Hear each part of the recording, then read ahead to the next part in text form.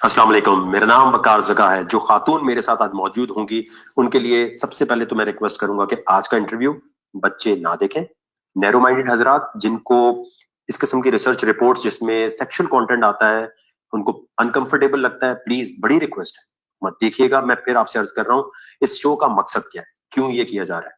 ताकि रमजान में माफी मांगने की तरफ माइल किया जाए एक ऐसी खातून को जिसने, एक करप्शन फ्री इंसान, एक ऐसे इंसान जिसने कभी अपना बिजनेस करने के लिए पाकिस्तान को इस्तेमाल नहीं किया, जिसने कभी अपनी तरक्की के लिए पाकिस्तान को किसी तरह इस्तेमाल नहीं किया, उस पर ये इल्जाम लगाए गए हैं।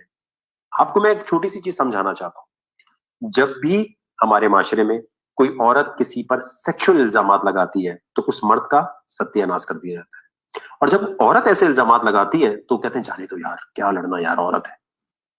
अगर ये दो तीन लोगों के दरमियान बात चल रही है तो ठीक है। अगर इंटरनेशनली पाकिस्तान के इमेज को बर्बाद किया जा रहा हो एक किताब लिखकर, तो मैं ये समझता हूं कि एज अ रिसर्चर बात करके साबित करना चाहिए कि ये गलत बोल रही है। अगर मैं गलत हुआ तो सामने हो जाएगा। अब ये पता कैसे चलेगा, मेरी बात को गौर से सुनिएगा। ये पता ऐसे चलेगा कि अगर तो ये किताब इन्होंने खुद लिखी है तो फिर जो भी सवालात इनसे सेक्सुअल और ड्रग से रिलेटेड मैं करूंगा तो रमजान का डर इनके दिल में आएगा।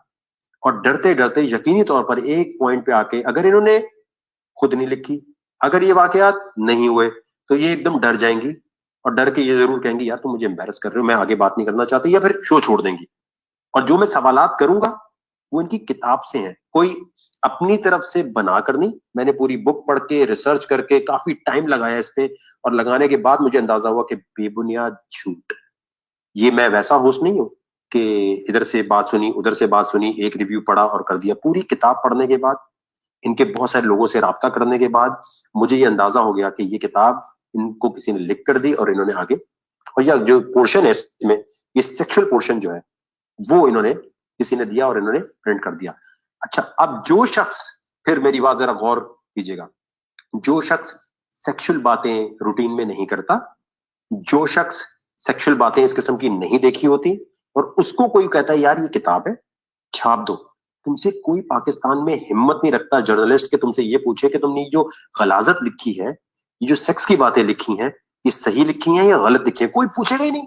भाई किसी के वहमो गुमान में है कि कभी कोई इनको बिठा के किसी खातून से ये बोलेगा कि आपने किताब में पेज नंबर ये, पैराग्राफ नंबर ये पे लिखा है कि जी हमारे प्राइम मिनिस्टर जो है वो ये करते थे, ये करते थे, ये करते थे और ये करते थे, जरा इसका जवाब देते हैं। ये सवाल किसी ने आज तक पूछा नहीं है। अगर इसके जवाब में कॉन्फिडेंस से वो जवाब देती जाएंगी अभी तो ठीक है। अगर जहां पर भी उनकी शक्ल के रिएक्शन चेंज हुए, ये आप लोगों ने गौर करना है। भाई देखो, अगर आपने खुद देखा है किसी को थ्रीसम करते हुए, अगर आपने किसी को ड्रग्स करते हुए देखा है, अगर आपने किसी को सेक्सुअल इस किस्म की एक्टिविटीज में देखा और ये वाकयात वाकई हुए हैं, तो आप बोलेंगे ये क्यों हुआ, ये क्यों हुआ, ये क्यों हुआ। लेकिन अगर ऐसा नहीं हुआ तो आप फौरन भौंकला जाएंगे, मुझसे ये सवाल तो होना ही नहीं था, ये सवाल तो आज तक मुझसे कोई पूछ ही नहीं सकता था, ये तो हो गया। और जिसने किताब लिख कर दी है वो तो कह रहा था इससे सवाल कोई पूछेगा नहीं, अब मैं क्या करूं। तो एक पॉइंट के बाद आके एम्बेरसमेंट फील होना शुरू हो जाती है। रमजान है और ये इसीलिए रमजान में किया जा रहा है कि अगर ये झूठ है तो सामने आ जाएगा, और मुझे यकीन है ये झूठ है। तो मैं अभी जिन साहिबा को यह बुलाने लगा हूं, उनके बारे में सिर्फ ये कहना चाहूंगा, उनके बेटे का नाम है साहिर, जो उन्होंने साहिर लुधियानवी साहब के नाम पे रखा है। और साहिर साहब ने क्या खूब एक बात बोली है, कितनी बेकार उम्मीदों का सहारा ले गए, मैंने ऐवान सजाए थे किसी की खातिर, कितनी बेरब तमन्नाओं के मुबहिम खाके अपने ख्वाबों में बसाए थे किसी की खातिर। यहाँ पर रेहाम खान साहिबा होंगी। रेहाम जो है वो, ये बड़ी है से रेहाम एक इजिप्शियन बेसिकली ये स्लैंग है, ये कुरानिक वर्ड नहीं है, ये इजिप्शियन वर्ड है रेहाम, जिसका मतलब है ड्रिजलिंग, पानी की बूंदें। इनका ताल्लुक जो है वो अखवान पठान घराने से, सवाती फैमिली से। रूलर्स होते हैं सवाती, और इन्होंने लूट मार नहीं की भी हिंदुस्तान में आके, इन्होंने पता नहीं क्यों ऐसा किया है। ये अभी हम इनसे बात करेंगे और इनके हवाले से पूछना चाहेंगे, और मैं डायरेक्ट बुक पे आऊंगा कि आपसे मैं पूछना चाहता हूं कि बुक नंबर, आपकी बुक सॉरी पेज नंबर, और पेज नंबर इस पे ये लिखा है। आप सब ने इनके रिएक्शन पे गौर करना है। मैं फिर रिक्वेस्ट कर रहा हूं, अगर मैं गलत लगूं तो आप बता देना, वकार जका आप गलत बोल रहे हो, इस औरत ने सही लिखा है। हैश रिहाम माफी मांगो, ये हैशटैग है, ये आप इस पे अपने कमेंट्स देते जाइए। हमें इनको सिर्फ एहसास दिलाना है, कोई भी यहाँ बैठ के तो माफी नहीं मांगेगा, लेकिन एहसास दिलाने के टाइम पर यकीनी तौर पे एक टाइम पर आकर या तो ये शो छोड़ के चली जाएंगी या फिर ये बोलेंगी कि वकार जका मैंने सब कुछ सही लिखा है। स्पेशली इसमें जो ड्रग्स की बातें बोली हुई हैं, अब मैंने क्योंकि ड्रग्स पे रिसर्च की हुई है, मुझे पता है एम्स्टरडेम में जाके मैंने डॉक्यूमेंट्रीज इस पे बनाई हुई है। ये जो एक्सटेसी और कोकेन की बात की है, अब ये कोई न्यूज एंकर तो पूछ नहीं सकता, किसी में तप्पड़ नहीं है, और यही बात इनको सिखाई गई है जो मुझे पता चली है कि कोई नहीं पूछेगा, तुम लिखो। तो ये मैं आपको बता देता हूँ, एक्सटेसी और कोक के कॉम्बिनेशन के बारे में जो बात है वो मैं पूछूंगा, फिर इनके रिएक्शन देखते जाने आपने, ठीक है। और साथ साथ ये सेक्सुअल बातें जिन्होंने इन्होंने की हुई हैं, इसके हवाले से जो जो मैं बातें पूछता जाऊं, जरा गौर कीजिएगा इनके रिएक्शन पे। फिर मैं अर्ज कर रहा हूं, मैं किसी भी औरत की बेइज्जती करने के लिए शो नहीं कर रहा, वाकयात होते हैं। मैं हर औरत के साथ, चाहे वो एसिड विक्टिम हो, चाहे कोई किसी किस्म का भी इस किस्म की हैरेसमेंट का मसला हो, किसी के साथ ज्यादती का मसला हो, मैं हमेशा सबसे पहले खड़ा होता हूं, बगैर एनजीओ के, बगैर टीवी चैनल के। और मैं फिर अर्ज कर रहा हूं, मकसद क्या है, पाकिस्तान का इमेज कोई बर्बाद नहीं कर सकता, खासतौर पे इमरान खान। मैं अपनी पूरी गारंटी के साथ कह सकता हूं, इमरान खान के बारे में कोई भी सेक्सुअल, ड्रग्स, इस किस्म की कोई बात करेगा, मैं उसको नहीं छोड़ूंगा, क्योंकि मेरी रिसर्च है कि पाकिस्तान को इमरान खान से बेहतर लीडर नहीं मिल सकता। और उसके बारे में कोई भी अगर इस किस्म की बकवास करके निकल जाएगा आगे, तो तमीज के साथ, बिल्कुल अदब और एहतराम के साथ उससे बातचीत करके उससे पूछा जाएगा, ये जो आपने बोला है जरा बयान फरमा दीजिए। मैं फिर कह रहा हूं, औरत की कोई बेइज्जती, कोई ऐसा चक्कर नहीं। मुझे पता है एक औरत की पूरा टोला आ जाएगा और बोलेगा तुमने ऐसी बात कर दी, उसने किताब में लिखी है और पब्लिक में है वो किताब, तो पब्लिक में पूछेंगे ना उससे, और ये चीज प्रूव कर देगी कितनी है सच्ची, कितनी है झूठी है। तो रेहाम खान साहिबा हमारे साथ अभी मौजूद होंगी। रेहाम खान साहिबा से मेरी रिक्वेस्ट है अगर वो यहाँ पर आ गई। जी, अस्सलाम वालेकुम Reham Khan, thank you so much. कैसी हैं आप, ठीक ठाक है? अल्हम्दुलिल्लाह बिल्कुल ठीक ठाक। आप खैरियत से हैं वकार साहब? जी बिल्कुल मैं ठीक ठाक। तो बड़ी हे से रेहाम खान, ये इजिप्शियन स्लैंग है, कुरानिक नहीं है, राइट? जी जी बिल्कुल। और लिबिया में पैदा होने की वजह से वहीं का नाम रखा गया। जी एक्चुअली हमारी फैमिली में नामों पे आपको पता है काफी फैमिलीज में बड़ा गौर और फिक्र किया जाता है, लेकिन मेरी वालिदा को ये नाम पसंद आया। इट्स वेरी, उस वक्त बड़ा अनकॉमन नाम था, अब मैं देख रही हूँ कि फिर थोड़ा सा रिवाइवल हम देखते हैं, बट ये इजिप्शियन लिबियन जो डायलेक्ट, लोग इसे कुरानिक समझ लेते हैं, हालांकि इजिप्शियन स्लैंग है ये। नहीं जी, रहम के साथ इसका कोई ताल्लुक नहीं है। जी, और अब पठान ओरिजिन है, सवाती यानी सेक्रीफाइस करने वाले लोगों में से हैं आप लोग, और वो लोग जो रूलर्स हैं, लूटने वाले लोगों में से नहीं है। बिल्कुल जी, आई थिंक ये बड़ी बात है, आपने इतना लोगों को मालूम नहीं होता। ऑल्दो मेरे वालिद साहब जिस फैमिली से हमारा ताल्लुक है, तो उनमें एक प्रोग्रेसिव, मेरा ख्याल है जात की वजह से शायद वो प्रोग्रेसिव उनमें नेचर थी, स्वाति ददियाल की तरफ से हूँ और मुनीर खानी वालिदा की तरफ से हूँ। तो मेरे वालिद साहब ये जो लिसानियत है और ये जो मलिक और खान का जो कल्चर है, उससे बड़े, he was a very progressive man. तो उन्होंने नाम के साथ अपने कभी खान भी नहीं लगाया, बिकॉज यूज्ड टू थिंक कि ये एक मेडिवल अप्रोच है और हम अब दीन को फॉलो करते हैं, तो इसमें कोई मतलब बराबरी होनी चाहिए, ये नहीं होना चाहिए कि खान इज एसोसिएटेड कि आप लैंड ओनर हो। तो स्वाति एक बड़ा अच्छा, मतलब हमारा जो विरसे में हमें मिला है, हमने जलाल बाबा के साथ फाइट किया है, हमने अपने लैंड को प्रोटेक्ट करने के लिए हमेशा कुर्बानियां दी हैं, हिस्सा डाला है। लेकिन उसके साथ साथ जो what I am very proud about, हमारे स्पेशली जो ददियाल साइड है, दोनों साइड पढ़ी लिखी हैं, लेकिन जो खवातीन की तालीम है, एजुकेशन है, वो पुश्तों से चलती हुई आ रही है। और वो आपको मालूम पड़ता है कि आप अगर चले जाए बफा की तरफ, ऑल्दो कहने को इट इज जिला मानसेरा, लेकिन इट्स जस्ट द आउटस्कर्ट्स, तो उधर आप देखेंगे कि पार्टीशन के वक्त भी खवातीन पढ़ी लिखी और प्रोफेशनल बैकग्राउंड से, ऑल्दो बहुत स्ट्रिक्ट मुस्लिम ऑब्जर्वेंट फैमिलीज। तो ये एक बहुत अच्छी बात है जो मुझे लगता है कि इसकी वजह से लोगों में एक समझ बूझ, टॉलरेंस, लोगों का लिहाज करना और जनरली एक मेरा ख्याल है बहुत ही आगे बढ़ने वाली सोच। अच्छा, ये मुझे बताइएगा कि correct me if I am wrong, red blue black आप फेवरेट कलर्स हैं आपके या नहीं? I'm not partial to any color as such, लेकिन yes, I suppose जब लोग मुझसे पूछते हैं फेवरेट कलर तो it's a very difficult thing for me to say. Red blue black आपको सूट करते हैं नहीं करते? ब्लैक मैं बहुत पहनती हूँ, रेड मेरा ख्याल से सूट करता है, रेड मुझे कपड़े लोग कम बना के देते हैं, ब्लू आई थिंक या it suits me, but I am not sure कि इन अगर आप जिस तरीके से कह रहे हैं कि मैंने जिंदगी अपनी उस तरह से नहीं जी के ये कलर नहीं, वैसे देखने से होता है, मैं वो पहनने के लिहाज से नहीं, मैं तो वैसे कह रहा हूँ देखने के लिहाज से होता है। अच्छा, दो लक की लिहाज से मैंने कभी नहीं देखा, दो लोग कहते हैं कि ब्लैक मत पहने, आप ब्लैक बहुत पहनते हैं। अच्छा, मुझे बताइएगा 2 गायनी ऑपरेशन आपके हो चुके हैं? मेरा गायनी तो कोई ऑपरेशन भी नहीं, कोई ऑपरेशन नहीं हुआ, अनलेस आप जो नॉर्मल ऑपरेशन नहीं हुआ, ऑपरेशन कभी भी नहीं हुआ। नहीं, गायनी। हाँ, तो ये ठीक है, ये इन्फॉर्मेशन जानी फिर गलत जो है, बहुत सारे लोग जो है एक मिसकैरेज हुआ है, नेचुरल मिसकैरेज, तो उसको I mean but it's not because बच्चे मेरे सारे नॉर्मल डिलीवरी से हैं, सो इट्स नॉट। अच्छा, जो हम आपकी स्पेसिफिकली बुक पे बात कर रहे हैं, तो जो बुक है उस पे अगर बात करने हम जाएं तो इसी तरह पाकिस्तान की हिस्ट्री में तहमीना दुरानी साहिबा की एक बुक आई थी, माय फ्यूडल लॉर्ड, काफी मशहूर थी 1991 में, और वो बुक एक रेवोल्यूशन लेकर आई थी वुमेन राइट्स के लिए, वो बुक लेकर आई थी, उन्होंने बहुत सारी मुहिम चलाई, अकाउंटेबिलिटी का लफ्ज पहली दफा जो है वो शामिल किया था उन्होंने, भूख हड़ताल वगैरह करके, तो उनकी बड़ी स्ट्रगल है ईजी साहब के साथ और बहुत ज्यादा, तो उनकी जो बुक है वो 4-5 एडिशन आते रहे। अच्छा, आपकी बुक का काम वुमेन अवेयरनेस था, इस्लाह करना था, कि जो भी ऑब्जेक्टिव था, बाज़ दफा जरूरी नहीं है कि आप जो काम शुरू करें, जैसे मैं कोई शो शुरू करता हूं तो जो ऑब्जेक्टिव वो अचीव भी हो, लेकिन जब आपने शुरू किया था वो ऑब्जेक्टिव क्या था और क्या वो अचीव हुआ? देखिए, मैंने जब किताब लिखी, ये बहुत अच्छा सवाल है क्योंकि अक्सर लोग कहते हैं क्यों लिखी।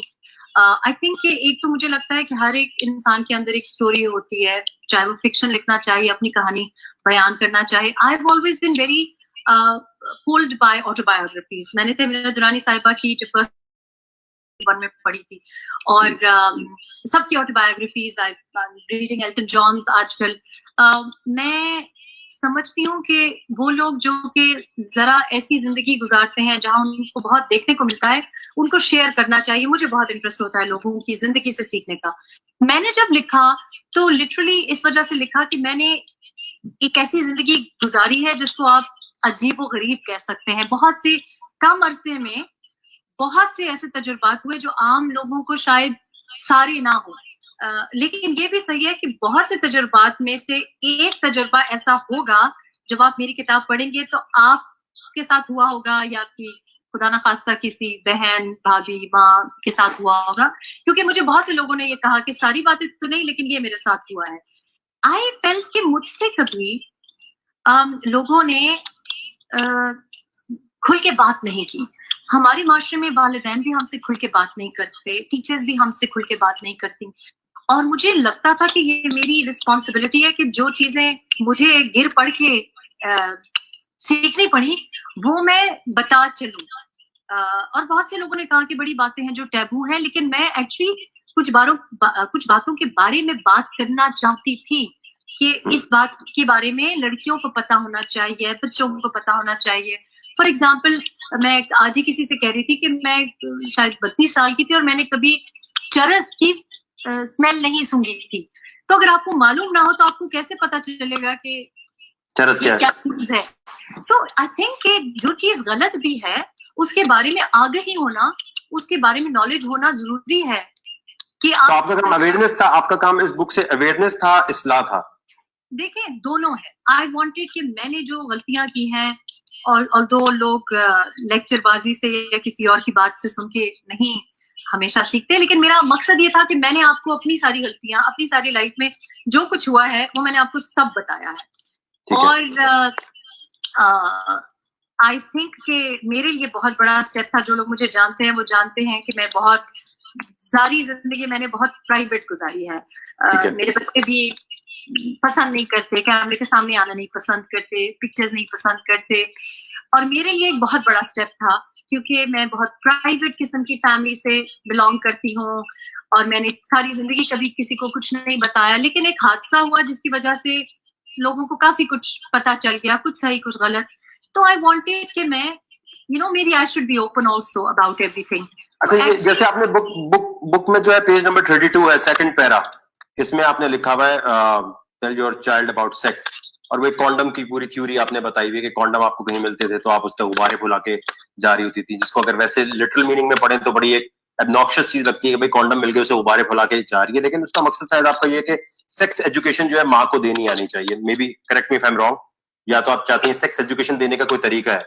अगर वो सेक्स एजुकेशन देने का कोई तरीका आप इसमें बताना चाह रही हैं तो वो फर्ज कर लें अभी आपके सामने कोई सारी खवातीन बैठी हैं और ये वीडियो को वो यूज कर लें सेक्स एजुकेशन के तौर पे। अगर मां बता नहीं सकती तो आप जिस तरह बताना चाहें वो क्या तरीकेकार होगा जिससे आप सेक्स एजुकेशन अपनी बेटी को देंगी। मैं कैमरा आपकी तरफ कर दूंगा, आपने बताना। आप पहले तो ये क्लियर कर दें कॉन्डम वाली थ्योरी ये सारी सेक्स एजुकेशन के लिए, जहां तक मैं समझाऊं। देखिए, मैंने किताब में वो बातें लिखी हैं कि मैंने अपनी फैमिली के बारे में लिखा है। मैं डिस्क्राइब करती हूँ कि मेरी वालदा बहुत पढ़ी लिखी फैमिली से थी, खुद बड़ी फिर भी सेक्स एजुकेशन के बारे में नहीं बता पा रही फिर भी कभी। और लेट मी बी क्लियर कि जब लोग सेक्स एजुकेशन कहते हैं तो लोगों के दिमाग में कुछ और आता है, लेकिन जब एक बच्चा या बच्ची जवान हो रही होती है तो जाहिर है उसका जिस्म तब्दील हो रहा था, उसमें चेंज। नहीं, मैं बायोलॉजिकल चेंजेस ही की बात कर रहा हूँ, मैं उसी की बात कर रहा हूँ कि वो पीरियड्स के बारे में बताना और चीजों के बारे में बताना। मैं सिर्फ वजाहत आपकी ऑडियंस के लिए वजाहत करना चाह रही हूँ, क्योंकि जब वो वर्ड यूज करते हैं ना तो उनको कुछ और समझ में आता है। तो मुझे मैं छोटी सी थी और मेरी बड़ी बहन और मुझ में काफी एज गैप भी है, तो मुझे कुछ बातें जो कि नॉर्मल हैं, जिनमें कोई शर्मिंदगी की बात नहीं है, वो आपकी बॉडी का हिस्सा है, इसी की वजह से आप आगे जाके माँ बन सकते हो या अगर कोई प्रॉब्लम हो। तो मुझे बड़ा अजीब लगा कि मुझे बताया नहीं गया था, तो मैं उस कॉन्टेक्स्ट में मैंने सारी बातें लिखी हैं कि ये बातें बच्चों के साथ बच्चियों को भी बताना चाहिए और बेटों को भी बताना चाहिए, क्योंकि आगे जाके उनकी शादियां भी होंगी और कुछ चीजें ऐसी हैं कि जो कि नेचुरल हैं। अब जो आप कॉन्डम वाली बात करें, वो मैं आपको एक ये बता रही हूँ कि हमारे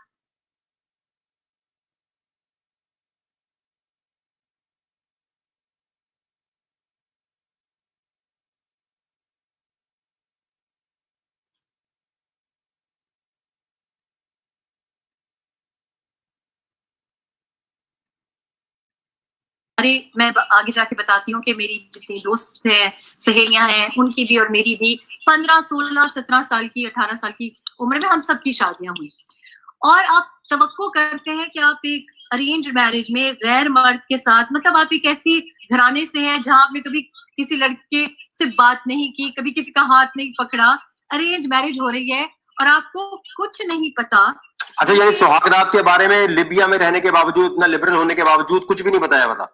मैं आपको यही बता रही हूँ किताब में कि इतनी लिबरल प्रिविलेज फैमिली, पढ़ी लिखी फैमिली, लेकिन जो अपने बेटियों को ये भी नहीं बता सकती कि उनके बॉडी में क्या चेंजेस हैं, होने जा रही हैं, तो ये तो कभी सोच ही नहीं सकते। और मैं डिस्क्राइब करती हूँ अपनी वालदा का कि वो बहुत ही पोलाइट और बहुत ही वेल स्पोकन, बड़ी लेडी लाइक थी। तो आई थिंक कि कुछ बातें बच्चों को बताने की जरूरत है, इसलिए क्योंकि वकार जब वो बाहर स्कूल से किसी गलत अंदाज से वो बात सीखेंगे, जिसमें कोई जो कि मेडिकली करेक्ट ना हो या एक्यूरेट इंफॉर्मेशन ना हो या उसमें फिल्थीनेस का एंगल हो, आई थिंक माँ बाप की भी और टीचर्स की भी ये रिस्पॉन्सिबिलिटी है कि एक चीज जो कि नेचुरल है आपके साथ जिंदगी में होनी है। देखिए, मैंने जो कुछ किताब में लिखा है वो मैंने अपने बच्चों के साथ एक बहुत ही ओपन रिलेशनशिप रखा है, इस वजह से क्योंकि मैं चाहती हूँ कि वो गलत काम ना करें। और मैंने बचपन से उनको ये कॉन्फिडेंस दिया है कि आप कहीं प्लेग्राउंड से या कहीं गलत किसी वेबसाइट से मत सीखो, आपको मेडिकल नॉलेज होनी चाहिए, आपको पता होना चाहिए कि क्या करने से क्या हो जाएगा। तो एक कॉन्फिडेंस लेवल पेरेंट्स को होना चाहिए। मैं ये नहीं कह रही, कुछ देखें हर खानदान में ये मुमकिन भी नहीं है, आज तक आपका बड़ा डिफरेंट किस्म का बेटे से बेटी से रिलेशनशिप है, आप एकदम से भी ये बात नहीं कर सकते, बट ये जो एक एम्बैरेसमेंट का एंगल है या एक इसको डर्टी कैटेगरी में फेंक देना, वो तो नहीं समझना चाहिए। वो तो बिल्कुल आपकी बात ठीक है कि देखें फैमिली बनाने की जो बातें हैं वो फैमिली से ही होनी चाहिए और हम इसको ये नहीं पूछ रहे कि 69 क्या होता है जी और डॉगी स्टाइल क्या होता है, हम तो ये बोल रहे हैं कि बच्चा पैदा करने के लिए, जो बच्चा पैदा करने के लिए, क्योंकि लोगों के जहन में अभी एक आ चुका होगा, अब तक जो हम बात करें ना, वो एग्जैक्टली ये बातें लिख चुके होंगे कमेंट सेक्शन में। तो ये देखिए मैं एक बात और भी वकार आपसे कहना चाहती हूँ कि जब लोगों ने कहा कि हाँ ये तो एक पाकिस्तानी औरत को नहीं लिखना चाहिए था, हाँ ये तो हमारे नॉर्म्स के खिलाफ है, ये तो इस्लाम के खिलाफ है। देखिए हु मेक्स दीज रूल्स? मैंने जिंदगी बहुत प्रिंसिपल्ड गुजारी है और मैंने बच्चों को भी बड़ी प्रिंसिपल्ड एक अपब्रिंगिंग दी है, यानी मैंने कहा है कि जी ये गलत है, ये गलत है, ये सही है, और फिर उनकी जजमेंट है कि वो जब अडल्ट हो जाते हैं वो क्या करते हैं। अल्हम्दुलिल्लाह, touch wood, I am very happy with my upbringing.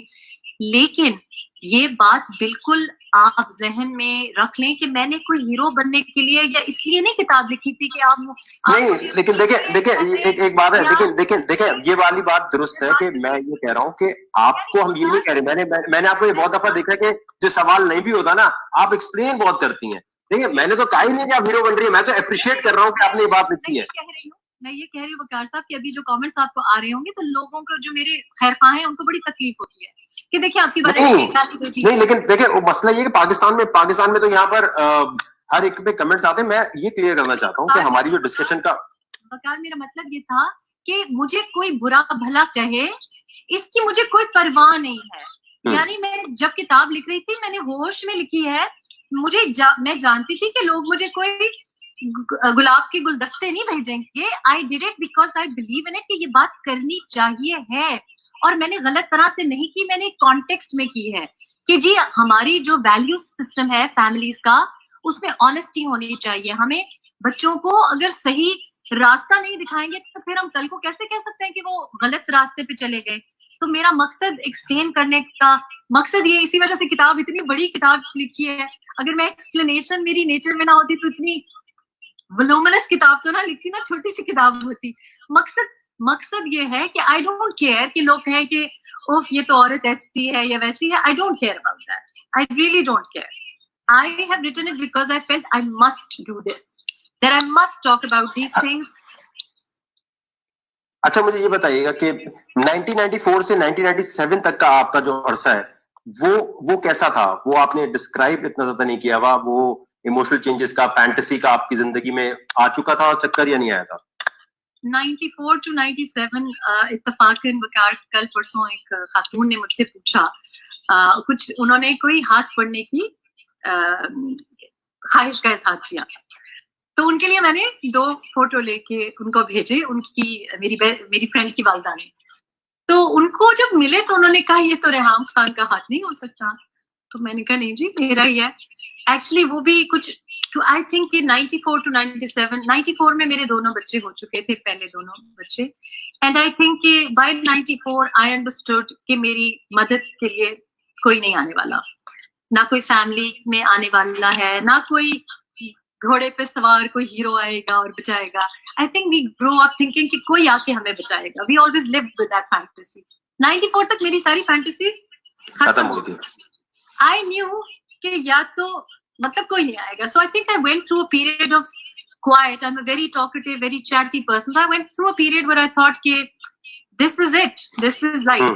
And so I think I went through a period of regeneration also. मैं अक्सर कहती हूँ अगर मेरे औलाद ना होती तो शायद मुझे जीने का मकसद और इवन जो करियर भी बना, आई थिंक कि मेरी अपनी पर्सनल मोटिवेशन ना होती। So I think somewhere then I made my purpose कि नहीं, जीना भी है और लड़ना भी है और बच्चों की खातिर करना है। तो आप आई थिंक कि बहुत, मैं 94 में बहुत ज्यादा probably I had was going through this period कि this is it, this is life, and it wasn't a very nice time of my life because I was stuck in a situation जहाँ पे घरेलू तशद्दुद is not something के जो कि pleasant हो बच्चों के लिए। जी, जैसे आपने पेज नंबर 9 पे लिखा हुआ है कि आपके हस्बैंड जो थे वो मारते भी थे और वो पुलिस कॉल करने का पूरा इंसिडेंट आपने लिखा है कि आप नहीं कॉल कर पाती थी, वो समझते थे कहाँ से कॉल करेगी।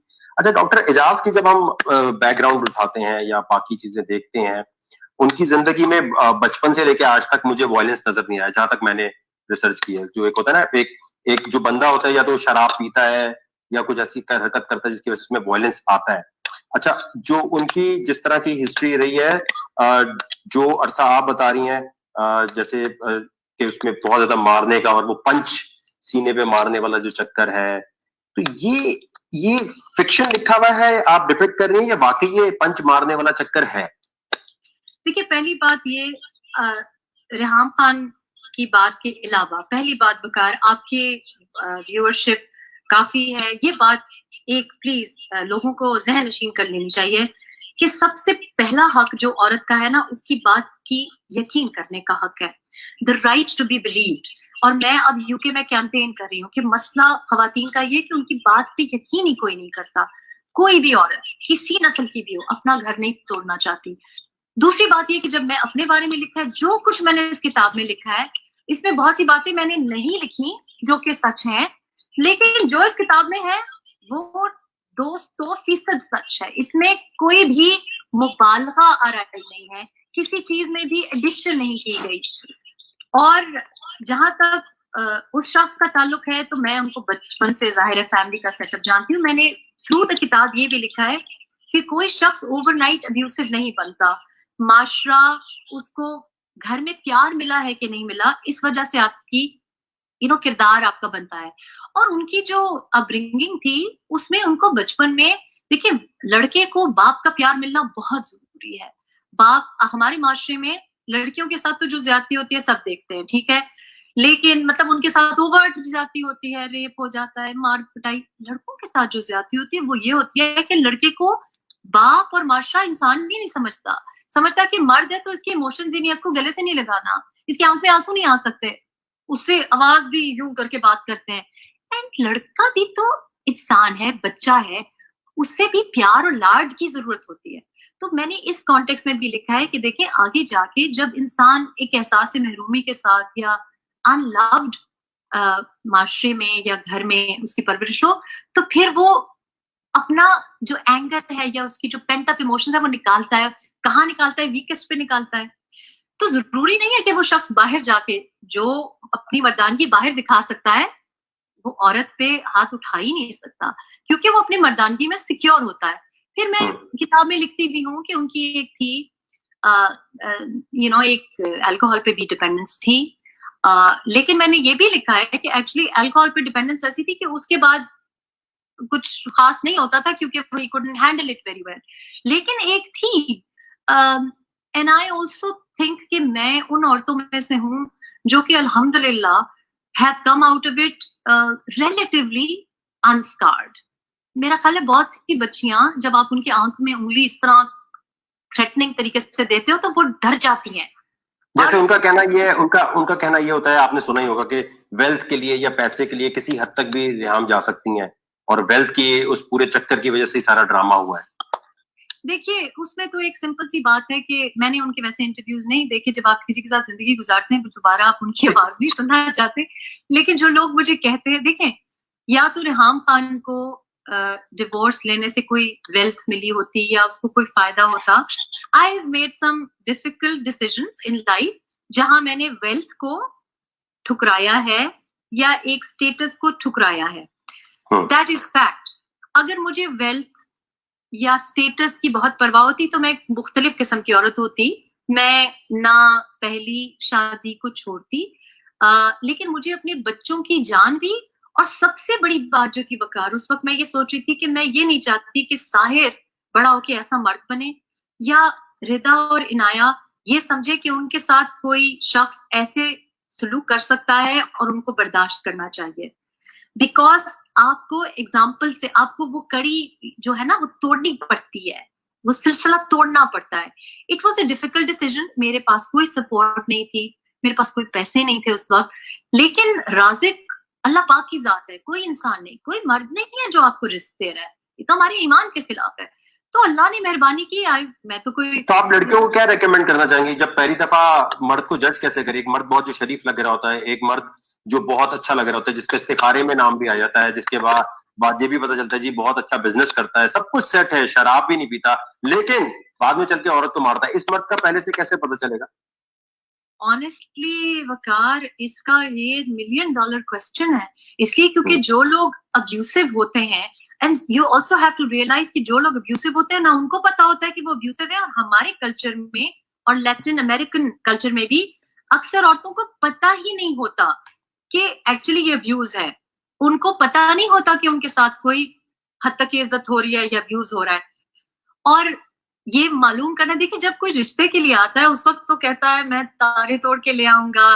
जाहिर है अगर कोई शराब भी पीता है तो वो आपके तो आजकल इतनी रिसर्च हो गई ना, आपने इतनी किताब लिख ली, अब ये बताए ना कि आप उसका टूल बताए ना। ये तो पुरानी बातें हो गई, ये तारे ला रहा है नहीं ला रहा, पता कैसे चलेगा कि इसके पास रॉकेट है ही नहीं, तार तक पहुंचेगा ही नहीं। रॉकेट चेक करने की भी एबिलिटी बताए ना। देखिए आई थिंक कि बड़े बूढ़ों की बातों में बहुत सच्चाई होती है। पुराने जैसे आपकी बेटी के जब रिश्ता हो रहा होगा, आप कैसे चेक करेंगे कि रॉकेट ले जाने वाला है भी या नहीं है ये? देखिए एक तो ये रिश्ते तो अल्लाह पाक की it's destiny, you can never be certain. But बड़े बूढ़े कहते हैं कि जब किसी के साथ किसी को परखना हो तो उसके साथ सफर पे जाया करें। अब ये शादी से पहले कहाँ सफर पे जाएंगे? हमारे माशरे में ये तो गोरों वाला वेस्टर्न कल्चर हो गया ना, हमारे यहाँ कहाँ जाने देंगी। अम्मी थोड़ी बोलेंगे जाओ बेटा जाओ घूम के आओ। कोई भाई कोई जानने वाला तो सफर पे जा सकता है ना, क्योंकि देखिए जब एसी लगा होता है तो उस वक्त तो सबका मूड अच्छा रहता है। भाई पसीना जब आता है, जब कोई टाइम्स ऑफ क्राइसिस में वो बंदा कैसे डील करता है। ये तो सबको पता है। फर्ज करें आप प्राइम मिनिस्टर होती तो क्या आप रूल क्या बनाती शादी के लिए कि शादियां कम से कम टूटे? क्या रूल बना देती हैं आप? आई डोंट थिंक ऐसा कोई रूल मैं बना सकती हूँ। आई डोंट थिंक ऐसा कोई रूल बन सकता है। लेकिन कुछ चीजें मैं किताब में भी लिखती हूँ कि कुछ चीजें साइन होती हैं। फॉर एग्जाम्पल मैं लिखती हूँ कि मंगनी के बाद उन्होंने फोन, उस जमाने में लैंडलाइन फोन होते थे, आपको पता है वो घुमाने वाले फोन होते थे, उन्होंने पटक दिया। और उस वक्त बड़े जी जान सदके, उस वक्त तो आपको पता है बड़े लव लेटर वाला एक जमाना होता है, मंगनी वाला। लेकिन उस वक्त भी साइंस होते हैं। उस वक्त भी आपको पता चलता है कि इस शख्स ने यहाँ पे पैसा नहीं निकाला, किसी और का किसी और को बिल पे करने दे दिया। इसका मतलब उस वक्त जब हमें रोमांटिक उस फेज में होता है ना, हमें कुछ चीजें हम देखना चाहते ही नहीं है एक्चुअली। तो जब जो शख्स अपने गुस्से पे कंट्रोल नहीं कर सकता, वो एक्चुअली बहुत अरसा छुपा भी नहीं सकता। लेकिन जब हम रिश्ते कर रहे होते हैं ना, तो उस वक्त हम खुद देखना नहीं चाहते। और इस्तिखारे की आपने बात की, मैं इस्तिखारे में बहुत बिलीव करती हूँ। गलती हम माशरे में क्या करते हैं, इस्तिखारा हम खुद नहीं करते। और इस्तिखारे में अगर संगे मरमर नजर आ जाए तो हम समझते हैं कि यही, लेकिन जो दिल कहता है आपका। और मैं किताब में आपको ये भी बताती हूँ कि पहली शादी से पहले भी और दूसरी शादी का भी, लेकिन पहली शादी से पहले मैं बहुत ज्यादा, क्योंकि मैं शादी करना नहीं चाहती थी, दिल में मुझे लग रहा था कि कुछ सही नहीं है। और मैं ये नहीं कह रही उससे पहले कि शख्स में कोई मसला था, मैं ये कह रही हूँ कि मेरी भी दिल नहीं था शादी करने को। तो ये सबसे बड़ा इशारा है कि अगर आपका दिल ना करे तो भी शादी नहीं करनी चाहिए। सिर्फ ये देख लेना, and I right those words, कि ये कोई रीजन नहीं है शादी करने का कि there is nothing wrong with him, there should be everything right with the person you want to get married. कि दिल कहे। सो ये कह लेना कि डॉक्टर है, कजन है, अच्छा फैमिली हम जानते हैं, हमारे माशरे में इस तरह रिश्ते बनाए जाते हैं। एंड आई थिंक ये कोई मयार नहीं है। मयार ये होना चाहिए कि क्या ये इसका जहन मेरे जहन से मिलता है, ये मेरा दोस्त बन सकता है। आई थिंक ये दोस्ती इज द बेस्ट बुनियाद शादी करने की। क्योंकि जो दोस्त होता है ना, वो आप उसको पता भी होगा कि आपको किस बात पे गुस्सा आता है, किस बात पे नहीं। और फिर देन दे कैन डिसाइड कि जी ये गुस्सा मुझे बर्दाश्त है और ये गुस्सा मुझे जैसे आपकी एस्ट्रोलॉजी बताती है कि आजकल आप, या आजकल जो है आप कल्चर से बाहर या मजहब से बाहर किसी ना किसी बंदे को पसंद कर रही होंगी, और एक आध शादी आपकी जो है वो एक आध साल में 2 साल में नजर आ रही है। आपको फील होता है ऐसा, या ऐसी बस एस्ट्रोलॉजी ऐसी बातें? ये तो जो भी एस्ट्रोलॉजर है उसको आप फायर करें, क्योंकि ये बिल्कुल गलत है। कोई ऐसा बंदा नहीं है, दूर दूर तक नहीं है फिलहाल तो ना कोई किसी और मजहब का, ना किसी और कल्चर का, ना किसी और रंगत का। आई कैन कंफर्म दैट नहीं है, बिल्कुल नहीं है। आपका एस्ट्रोलॉजर फायर हो सकता है। नहीं, मैं तो वैसे बता रहा था मैं आपको। अच्छा ये बताइएगा प्लीज जी। मतलब हो सकता है कि एस्ट्रोलॉजर आने वाले वक्त में ऐसा हो, एंड आई थिंक कि ऐसा होना चाहिए है। लेकिन अभी कोई ऐसा दूर दूर तक कोई इम्कान नहीं है। अच्छा, पेज नंबर 284 जो है सम अप कर देता है पूरे इमरान खान और आपके रिलेशनशिप को। कि पेज 284 पे आप लास्ट पैराग्राफ में लिखती हैं कि जो सोशल सर्कल था आपका और इमरान खान का वो बिल्कुल अलग था, और इमरान खान का सोशल सर्कल जो है वो sex, drugs and rock and roll था। तो पहले ये मुझे बताएं कि आपने ड्रग्स कौन कौन से ट्राई किए आज तक? कभी की है? ऐसी दोस्तों में होता है ना, चलो यार चरस लगा लो, चलो सुट्टा एक्सटेसी कर लो थोड़ी सी, मैंने यही वकार आपको बता रही थी कि मुझे बड़ी हैरत हुई। कल ही मुझसे कोई पूछा तो मैंने कहा देखो कितनी अजीब बात है, मेरी बचपन की दोस्त का फ्रेंड फोन आया, तो उनकी बेटी भी फोन पे थी स्पीकर पे, तो मैंने कहा जब पहली दफा मैंने चरस स्मेल की, आई वाज 32, तो मैं समझी कि जो साहब है उनका पेट खराब है। It is genuine true story. तो मैंने कहा तुम लोग तो बच्चे, क्योंकि हमने तो बेचारों ने कभी किसी ने ना सुट्टा ऑफर किया, क्योंकि you see I never went to university also, जैसे नॉर्मल लोग यूनिवर्सिटी में जाते हैं, तो किसी को करते हुए भी नहीं देखा था कि भरते कैसे हैं, ये नहीं देखा था। तो बहुत लेट उम्र में पता चला ना, ऑनेस्टली जब मैंने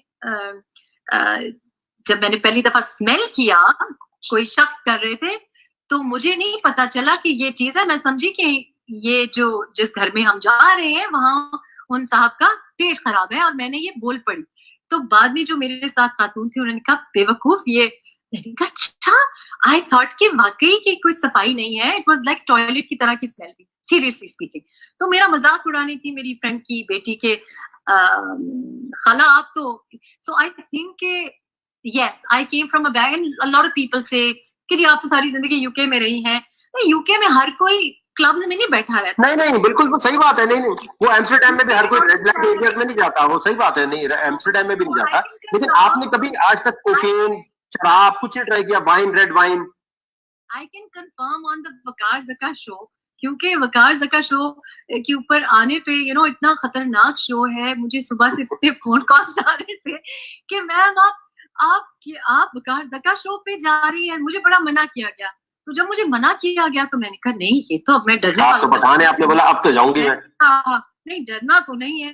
फिर मैंने डरने की बात ही कोई नहीं। देखिए मैंने तो आपसे इसलिए पहले ही कह दिया कि आपको जहां लगे वो बता दीजिएगा। अच्छा, ये इसी तरह वकार ज़का शो पे आई कैन कंफर्म कि ना मैंने कभी स्मोकिंग, ना कभी वैसे दैट्स नॉट ट्रू, बिकॉज एक ड्रामा पायलट के लिए मुझे उन्होंने कहा कि ये थोड़ा सा ट्राई करें, तो मैंने कहा मैं तो एंटी स्मोकिंग हूँ। तो उसने कहा ऐसे तुम प्रिटेंड कर लो, तुमने कौन सा। लेकिन I have never smoked, I have never tried any drugs, meaning charas of any kind. Let's be very clear of all categories, because अब now I'm an expert. तो I think पाकिस्तान में उसको कहते हैं, उसको कुछ और कहते हैं, गर्दा कहते हैं। पाकिस्तान गर्दा कहते हैं, यहाँ पे वीट कहते हैं। सो गर्दा इज नॉट चरस। Now I am an expert, you see. तो ना मैंने कभी कोकेन ट्राई किया, ना कभी एक्सटेसी को ट्राई करने की ख्वाहिश भी हुई है। आई रियली ना कभी अल्कोहल को हाथ लगाया है। And I also want to be specific, क्योंकि अल्कोहल के बारे में बड़ा लिखा गया, रेड वाइन के बारे में मेरा ख्याल लोग मुझको बड़ा क्लासी शायद समझते हैं, शायद रेड वाइन के बारे में उनकी एक फैंटेसी हो, बट आई बिलीव कि ये जस्ट बिकॉज शराब कुछ कल्चर्स में सोशली एक्सेप्टेबल है, डज नॉट मीन कि ये ड्रग नहीं है। It is a drug, it is a drug जो कि चूंकि यहाँ पे बिजनेसेस उनके साथ जुड़े हुए तो सोशली एक्सेप्टेबल। क्योंकि अमेरिका में जब तक tobacco so although smoking is not a drug, लेकिन I am anti drug, my children are alhamdulillah anti drug, and the reason is based because मुझे समझ नहीं आती कि क्या जरूरत है, जिंदगी इतनी खूबसूरत है, आपको कुछ करके रंगों को अप्रिशिएट करना या म्यूजिक को अप्रिशिएट करने की जरूरत नहीं है। अल्हम्दुलिल्लाह अपनी हेयरिंग इतनी स्ट्रांग है कि हम कवाली एंजॉय करते हैं without anything. So that dance का शौक है आपको? डांस का शौक है? डांस का बहुत शौक था। किस डांस फॉर्म को ज्यादा पसंद करती हैं आप? किसको पसंद करती हूँ? किस डांस फॉर्म को, किस डांस कैटेगरी को? टू बी क्वाइट हर किस्म के डांस को पसंद करती हूँ। सालसा तो खैर हमने बड़ी जल्दी 20 मिनट में सीखा, लेकिन I am a huge fan of Prabhu Deva. I am a huge fan of classical dancing, जो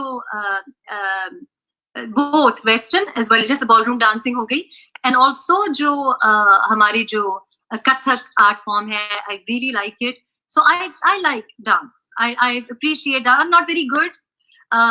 Again, as an art form आप appreciate करती हैं? Yeah, I would love to learn.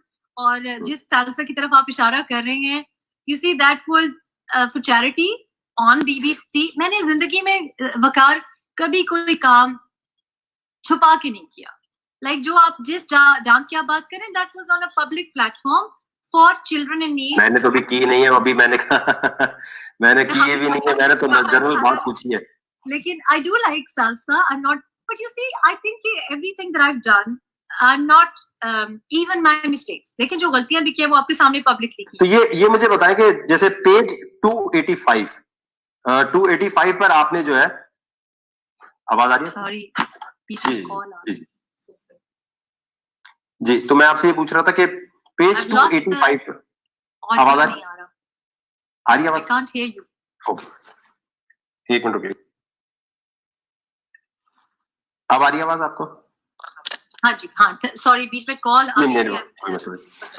285 है पेज, और उसके ऊपर जो आपने लिखा हुआ है थ्रीसम के हवाले से। अब ये थ्रीसम लिटरल आपने बोला कि वाकई थ्रीसम की बात हो रही है? तो प्लीज ये क्लैरिफाई करें वकार कि मेरा नहीं है, किसी और का नहीं, है। इमरान खान के बारे में आपने लिखा हुआ है ना कि वो थ्रीसम करते थे या करते नहीं थे। अब क्योंकि वो क्वांटम वाली बात जो थी वो लिटरल नहीं थी, तो मुझे ये लग रहा था थ्रीसम भी कोई ये ना हो कि कोई इशारतन बात हुई है। नहीं नहीं नहीं नहीं, और ये इसमें आई am a very straight forward person. मैं समझती हूँ कि सच्चाई होनी चाहिए, रिश्तों में सच्चाई। थ्रीसम आपने खुद देखा है या सुना है सिर्फ? नहीं नहीं, मैंने अल्लाह पाक नहीं देखा, लेकिन मैं किताब में लिखा है कि उन्होंने भी बताया, और फिर जिन जो वहां थी उन्होंने भी बताया, रिकन्फर्म किया। And and you also have to understand the context of it, इससे पहले के, क्योंकि ये बात भी समझना बहुत जरूरी है। इसलिए तो मैं खामोश हो गया बोलकर, मैंने कहा आप बताएं कि कौन सा कॉन्टेक्स्ट है। नहीं, कॉन्टेक्स्ट ये है कि मकसद ये नहीं है कि ये बुरा ये बुरा ये बुरा, मकसद है मुनाफकत। मकसद है कि देखिए, अगर दो लोगों के बीच में कोई अफेयर करता है या अनफेथफुल होता है, आजकल तो it seems to be very common place, लेकिन वो एक जाती रिश्ता है। लेकिन वो शख्स जिसकी ऐसी हरकतों की वजह से, उसकी डिसीजन की वजह से 220 मिलियन लोग इफेक्ट हो रहे हो, एक डिफरेंट कॉन्टेक्स्ट है। और ऑल्सो कि जो बाकी जो एग्जाम्पल्स हैं या जो इंसिडेंट्स है किताब में, वो ये है कि अगर मेरे साथ कोई बेवफाई करे वो माफ की जा सकती है, लेकिन जब आप कोई ऐसी हरकत करें जिसकी वजह से मेरिट कॉम्प्रोमाइज हो, फॉर एग्जाम्पल एक लड़की को या किसी को भी इस वजह से पोजीशन मिले, एंकर बन जाए या मिनिस्ट्री मिल जाए इस वजह से, तो देखें ये हर लड़की ये काम नहीं कर सकती ना, तो ये मेरिट की कॉम्प्रोमाइज है, ये एक जाती मसला नहीं रहा। जाती मसला तो आप रिश्ता तोड़ दें। लेकिन ये तो उनका पास 80s की स्टोरीज आपने लिखी हुई ना कि 80s में ऐसा होता था, अभी आजकल नहीं हो रहा है। नहीं, वो जो आप जिस 285 पेज 285 की जिक्र कर रहे हैं, वो तो 2013 का किस्सा है ना, दैट वन पर्टिकुलरली, वो तो 2013 का किस्सा है। अच्छा, तो ये इसी तरह आपने जो है 339 के ऊपर उस्मा कारदार को रगड़ दिया कि वो अपनी तस्वीरें भेजती हैं जिस्मानी हिस्सों की। देखिए, मैं मोबाइल कैमरे पे क्या जो टेक्स्ट कर रहे हैं, तो अक्सर लोग ये कहते हैं कि जी आपने, एक लफ्ज इस्तेमाल किया जाता है कि आपने अपने बेडरूम सीक्रेट्स लिखे। मैंने कहा नहीं, मेरे बेडरूम सीक्रेट्स नहीं है, ये तो बेडरूम तो मेरा था, सीक्रेट्स किसी और के थे। सो एक्चुअली तो जो बात मैं लिख रही हूँ, अगेन ये एक रैंडम, देखें, एक किसी रैंडम शख्स से अफेयर होना, कोई गर्लफ्रेंड होना, ये भी गलत बात है, मैं तो उसको गलत समझती हूँ। आई don't think that is right कि आप एक रिश्ता अज़दवाज में हो तो I think you should stay faithful.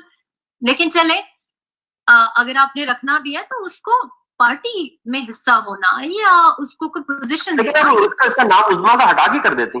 देखिए, बात ये है कि जब मैं कहती हूँ औरत को स्ट्रांग होना चाहिए, तो इसका ये मतलब नहीं कि अगर हिलरी क्लिंटन खड़ी हो और साथ उनके कोई और मर्द खड़ा हो तो मैं सिर्फ उनकी औरत होने की वजह से उनको वोट दूं।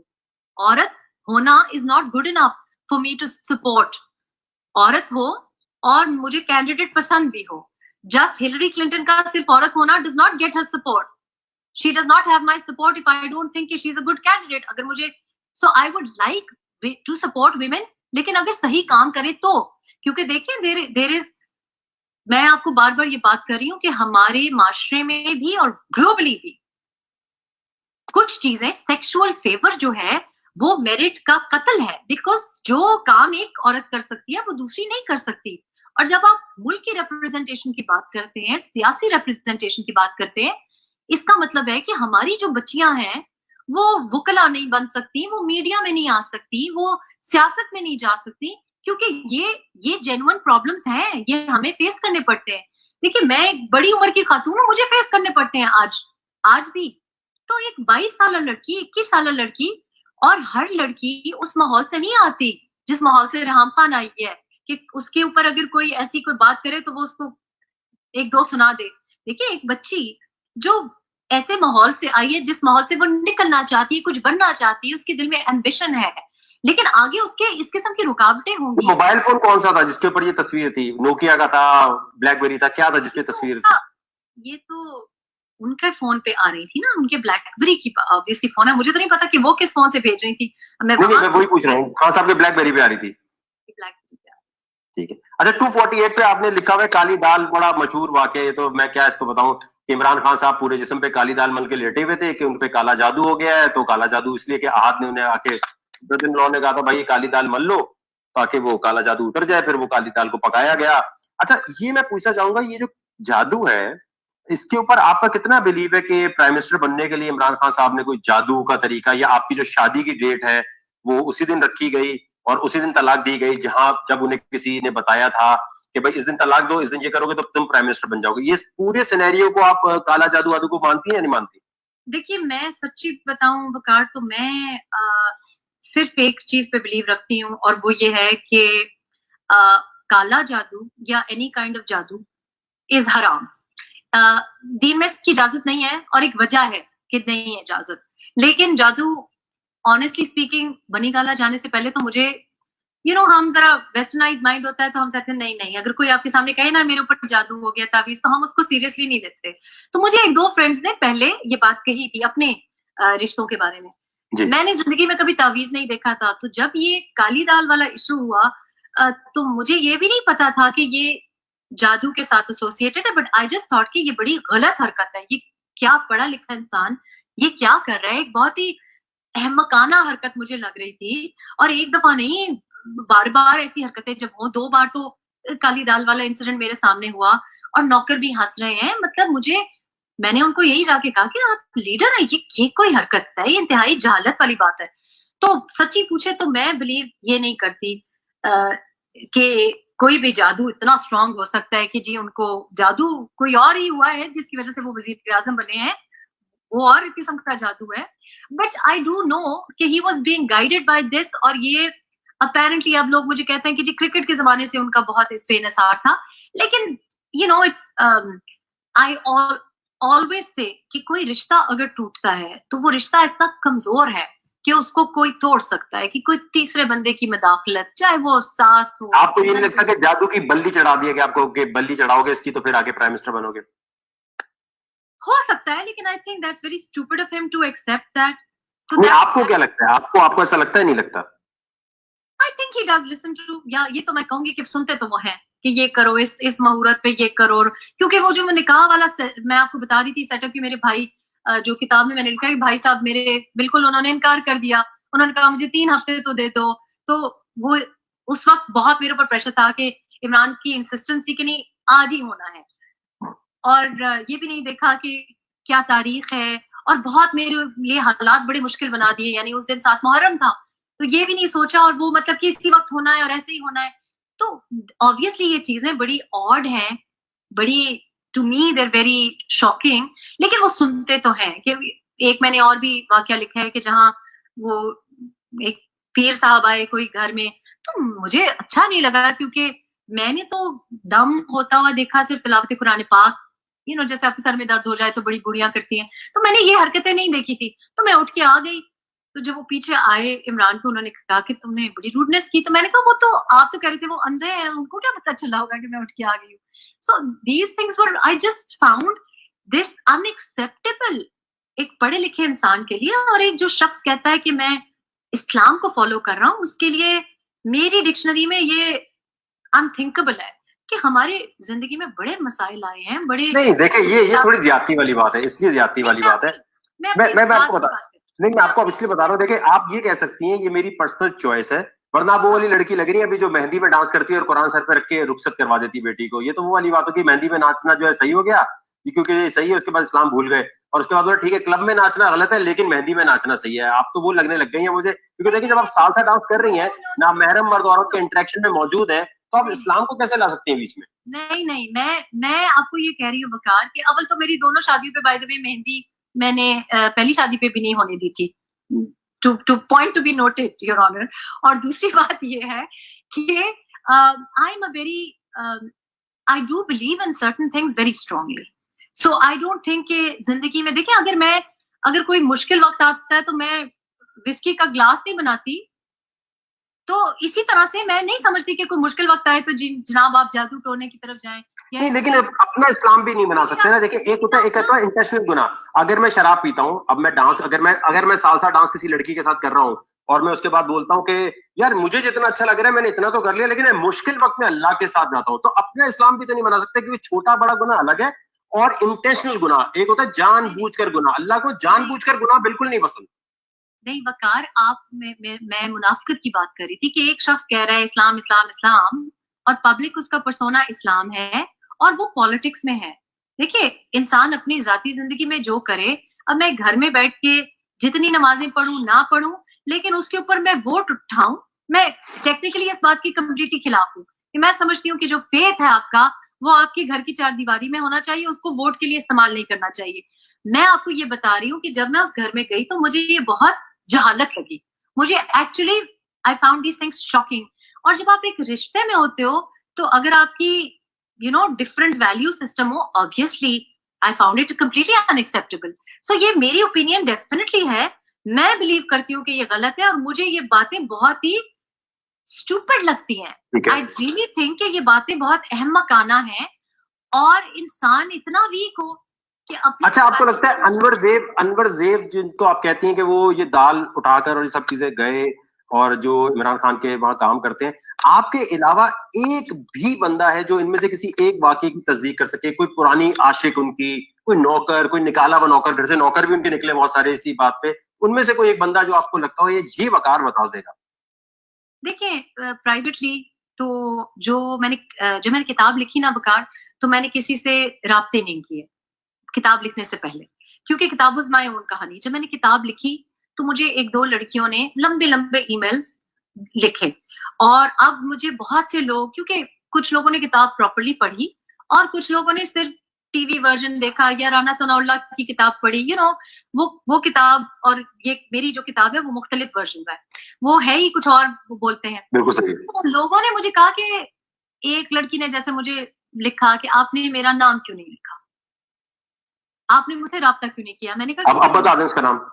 नहीं, मकसद उसका नाम लिखना या उससे राब्ता करना नहीं था, क्योंकि मुझे तो स्टोरी इमरान ने बताई थी। देखिए, मैं आपको एक चीज क्लियर कर दूं, अभी मैं बताता हूँ क्या कहने वाली है। देखिए, अली जफर का एक इंसिडेंट हुआ था हरासमेंट का, ठीक है? उस वक्त भी बहुत सारी लड़कियों ने बोला कि यार जिस तरह अली जफर के ऊपर इल्जाम लग रहा है कि उसने मीशा शफी को मैसेज किया है ना, इसी तरह मुझे भी किए हैं। अभी आप थोड़ी देर बाद शायद इमरान खान का भी बताएं कि इमरान खान ने जिस तरह आपको प्रपोज किया है ना, इस तरह बहुत सारी लड़कियों ने आपको कॉल करके बोला ये तो वही अल्फाज है जो इमरान खान ने आपको बोले तो मुझे भी बोले हैं। बिकॉज मैं तो जब उस वक्त, अच्छा, आपको खुद जो है, क्या आपको कभी इल्यूमिनाटीज ने अप्रोच किया? आप खुद इल्यूमिनाटी हैं या आपने कभी इस तरफ जाने की कोशिश की? इल्यूमिनाटी ने मुझे कभी अप्रोच नहीं किया और मुझे नहीं पता कि ये क्या होता है।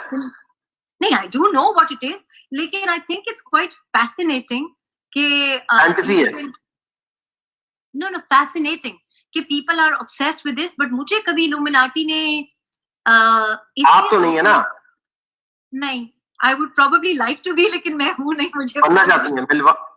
well obviously पावर उनके पास, it seems to be कि उनके पास पावर है of all these decision making। अभी यूके में आपने सुना कभी फ्रीमेसन और इनकी कोई जगह जाके देखा आपने? के मैंने देखा नहीं, लेकिन यूके में मैंने हमारे नेबरहुड में एक साहब, बहुत पुराना किस्सा है, एक साहब बहुत ज्यादा उनके पास पैसा आया तो उन्होंने जो सबसे एक्सपेंसिव घर था उस लोकेलिटी में लिया, तो उनके बारे में मशहूर था कि उनका कोई शिपिंग वगैरह का बिजनेस है। एनीवे, उनके घर में एक सर्टेन काइंड ऑफ पार्टी हुई, which was a normal party, black tie. तो we were not invited to it, I must be quick to add. तो जब बाद में बात हुई, तो जब नेबर्स, तो आपको पता है यहाँ भी एक दूसरे के बारे में बात करते हैं, तो हमने देखा कि वो गाड़ियां और ये ब्लैक टाई पहन के आ रहे हैं, तो ऐसे जो एक दूसरे से पड़ोसी बात करते हैं, उनका ये फ्री मेसन है। तो that was my first introduction कि अच्छा फ्री मेसन क्या है।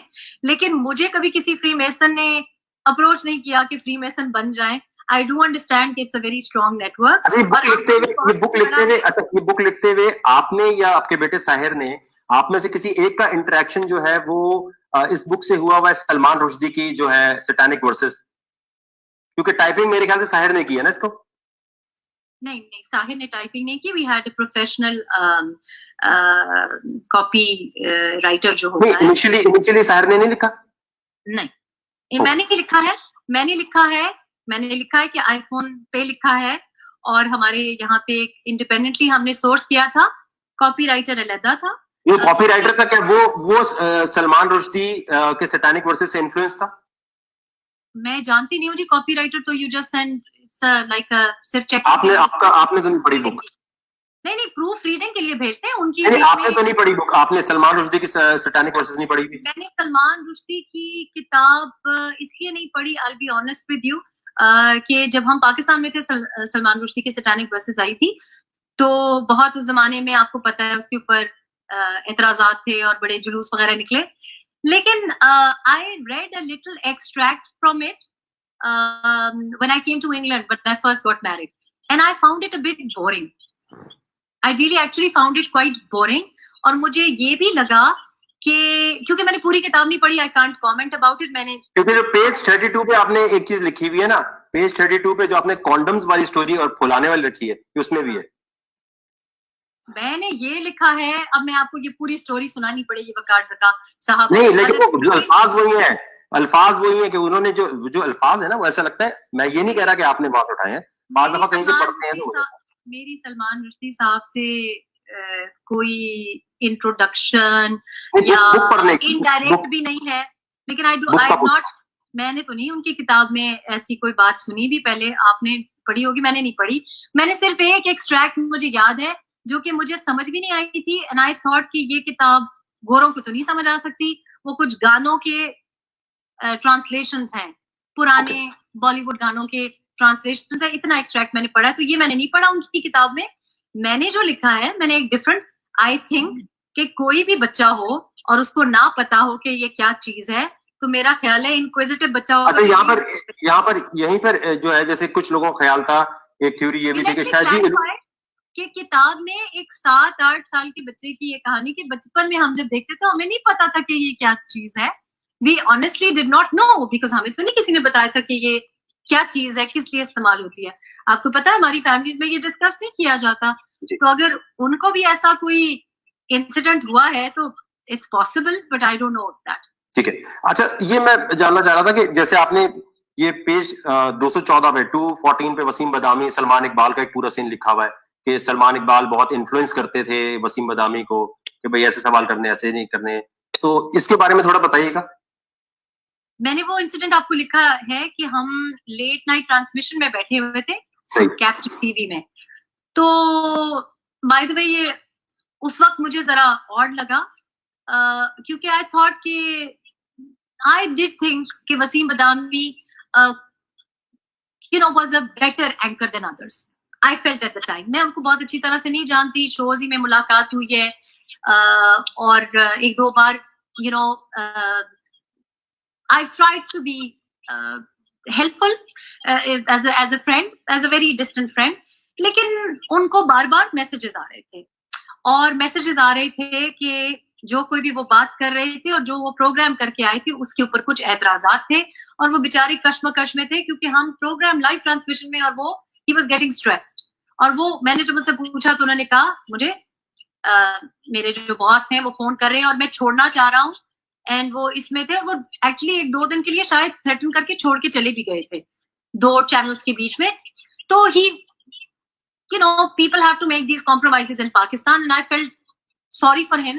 फिर मैं बाद में भी लिखती हूँ कि जो कंटेनर वाला इंसिडेंट है वो भी ये था कि वो वसीम बदामी साहब को इशू था कि उनका ब्लैक लिस्ट में नाम है, तो उन्होंने मुझे कहा कि मेरी मुलाकात करवा दें ताकि मेरा ब्लैक लिस्ट से नाम उतर जाए। तो लाइक आई सेड, किताब में जो कुछ है वकार, वो जैसे जैसे जो होता रहा और मुझे एक्यूरेटली जो चीज याद थी, I am also been very honest कि जो चीज मुझे एक्यूरेटली लव्स, मतलब हर वर्ड फॉर वर्ड याद है, मैंने वैसे लिखा है।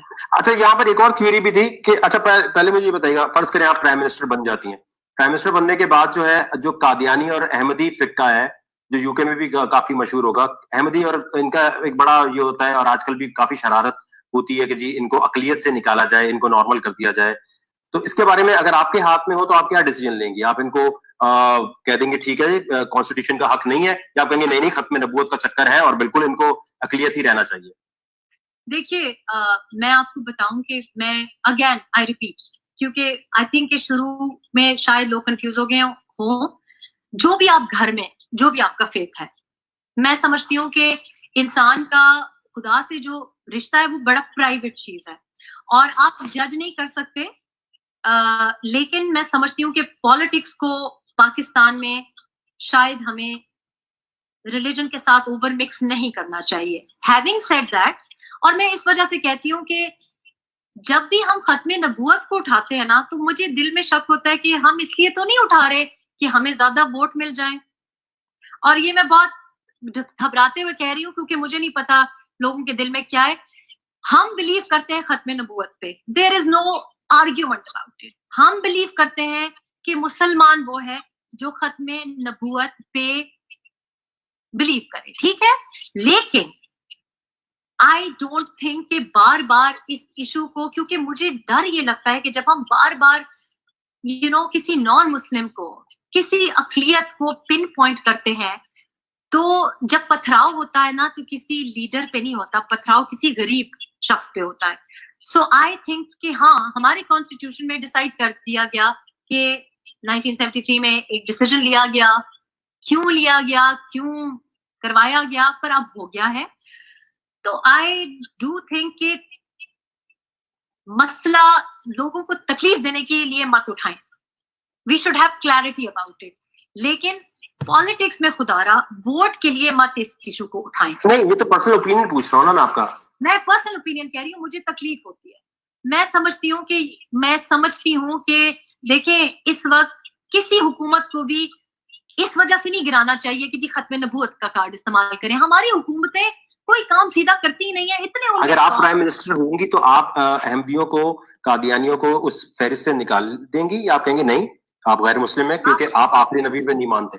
आप पर्सनल ओपिनियन मुझसे पूछ रहे हैं, तो मैं समझती हूँ कि जो कलमे तौहीद पे ईमान रखता है वो मुसलमान है।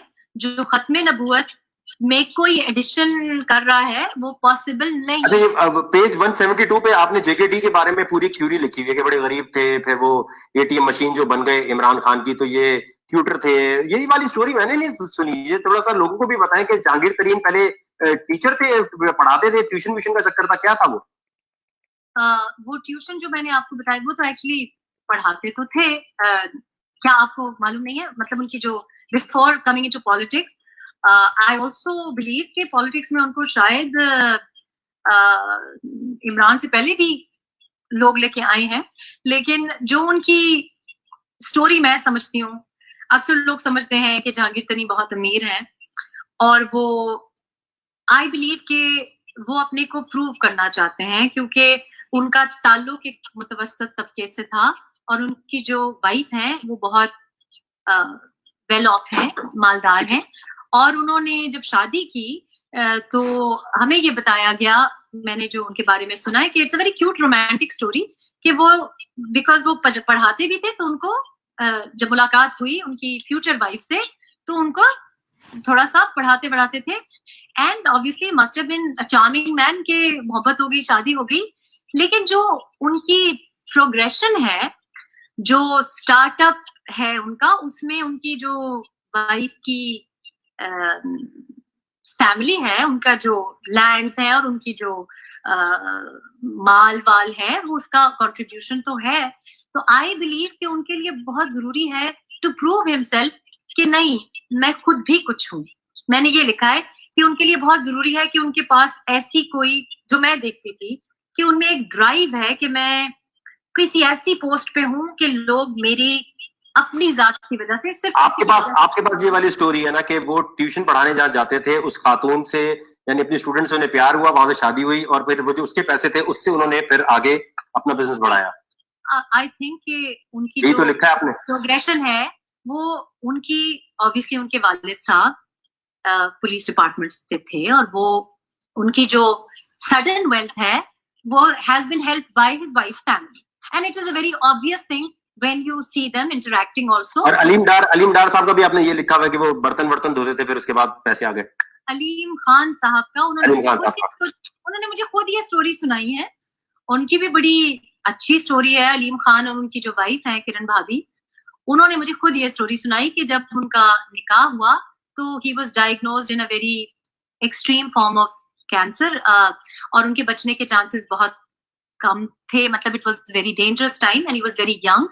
तो वो बताते हैं कि जी मैं और उनके जो अब बहन के हस्बैंड है फराज, कि हम लोग इकट्ठे बर्तन धोते थे। तो दे स्टार्टेड ऑफ वेरी, मतलब लाइक बकौल उनके वो सेल्फ मेड हैं, और जो वाइफ है उनकी, जब उनको पता चला कि उनके मंगेतर या जिनसे शादी होने जा रही है वो कैंसर के पेशेंट है, उन्होंने फिर भी उनसे मतलब वो रिश्ता नहीं तोड़ा। एक और चीज मैंने देखी कि जिन मर्दों के साथ भी आपके सेक्सुअल रिलेशन रहे हैं उनको टॉन्ट मारने वाला एक स्टाइल जरूर रहा है कि तुम ना मर्द हो, या तुम्हें करना नहीं आता, या तुम कुछ करते ही नहीं हो, या तुम बिल्कुल ही बेकार हो। ये बुक में बड़े क्लियर अल्फाज लिखे हुए। नहीं, मेरा ख्याल है कि पहले हस्बैंड के बारे में तो मैंने ऐसी कोई बात नहीं लिखी। एजाज साहब के बारे में नहीं लिखी? नहीं, मतलब इन कंपैरिजन तो मैंने, आपने बोला मेरा बिल्कुल दिल नहीं करता था। नहीं, वो तो मैंने अपनी बात लिखी, उनका तो नहीं कहा। आपने कहा मेरा बिल्कुल दिल क्यों नहीं करता था? क्योंकि वो बिल्कुल बेकार थे। नहीं, ऐसी बात नहीं है, क्योंकि ये तो वर्ड्स है, मैं आपको क्लियरली लाइन दिखा सकता हूँ। देखिए वकार, मैंने किताब, अच्छा मैं ये भी क्लियर कर दूं सब लोगों को कि ये जो भी बात पूछूंगा मैं बुक से पूछ रहा हूँ, मैं अपनी तरफ से तो नहीं ना। नहीं, किताब मैंने इसलिए लिखी है वकार कि कुछ बातें इंटरव्यूज में they are embarrassing to talk about, लेकिन किताब में मैंने, यही मैं आपको बता रहा हूँ कि बहुत सारे लोग ये कहते हैं कि कुछ लोग किताब में वो चीजें नहीं लिखनी चाहिए जो हमें एम्बेरसमेंट लगे। आप देखें ना ये सवालात में पूछ रहा हूँ, कह रही एम्बेरसमेंट लगे नहीं। बहुत सारी खवातीन कहती है कि एक औरत को जेब नहीं देती ये चीज लिखना। एम्बेरसिंग मेरे लिए एम्बेरसिंग नहीं है।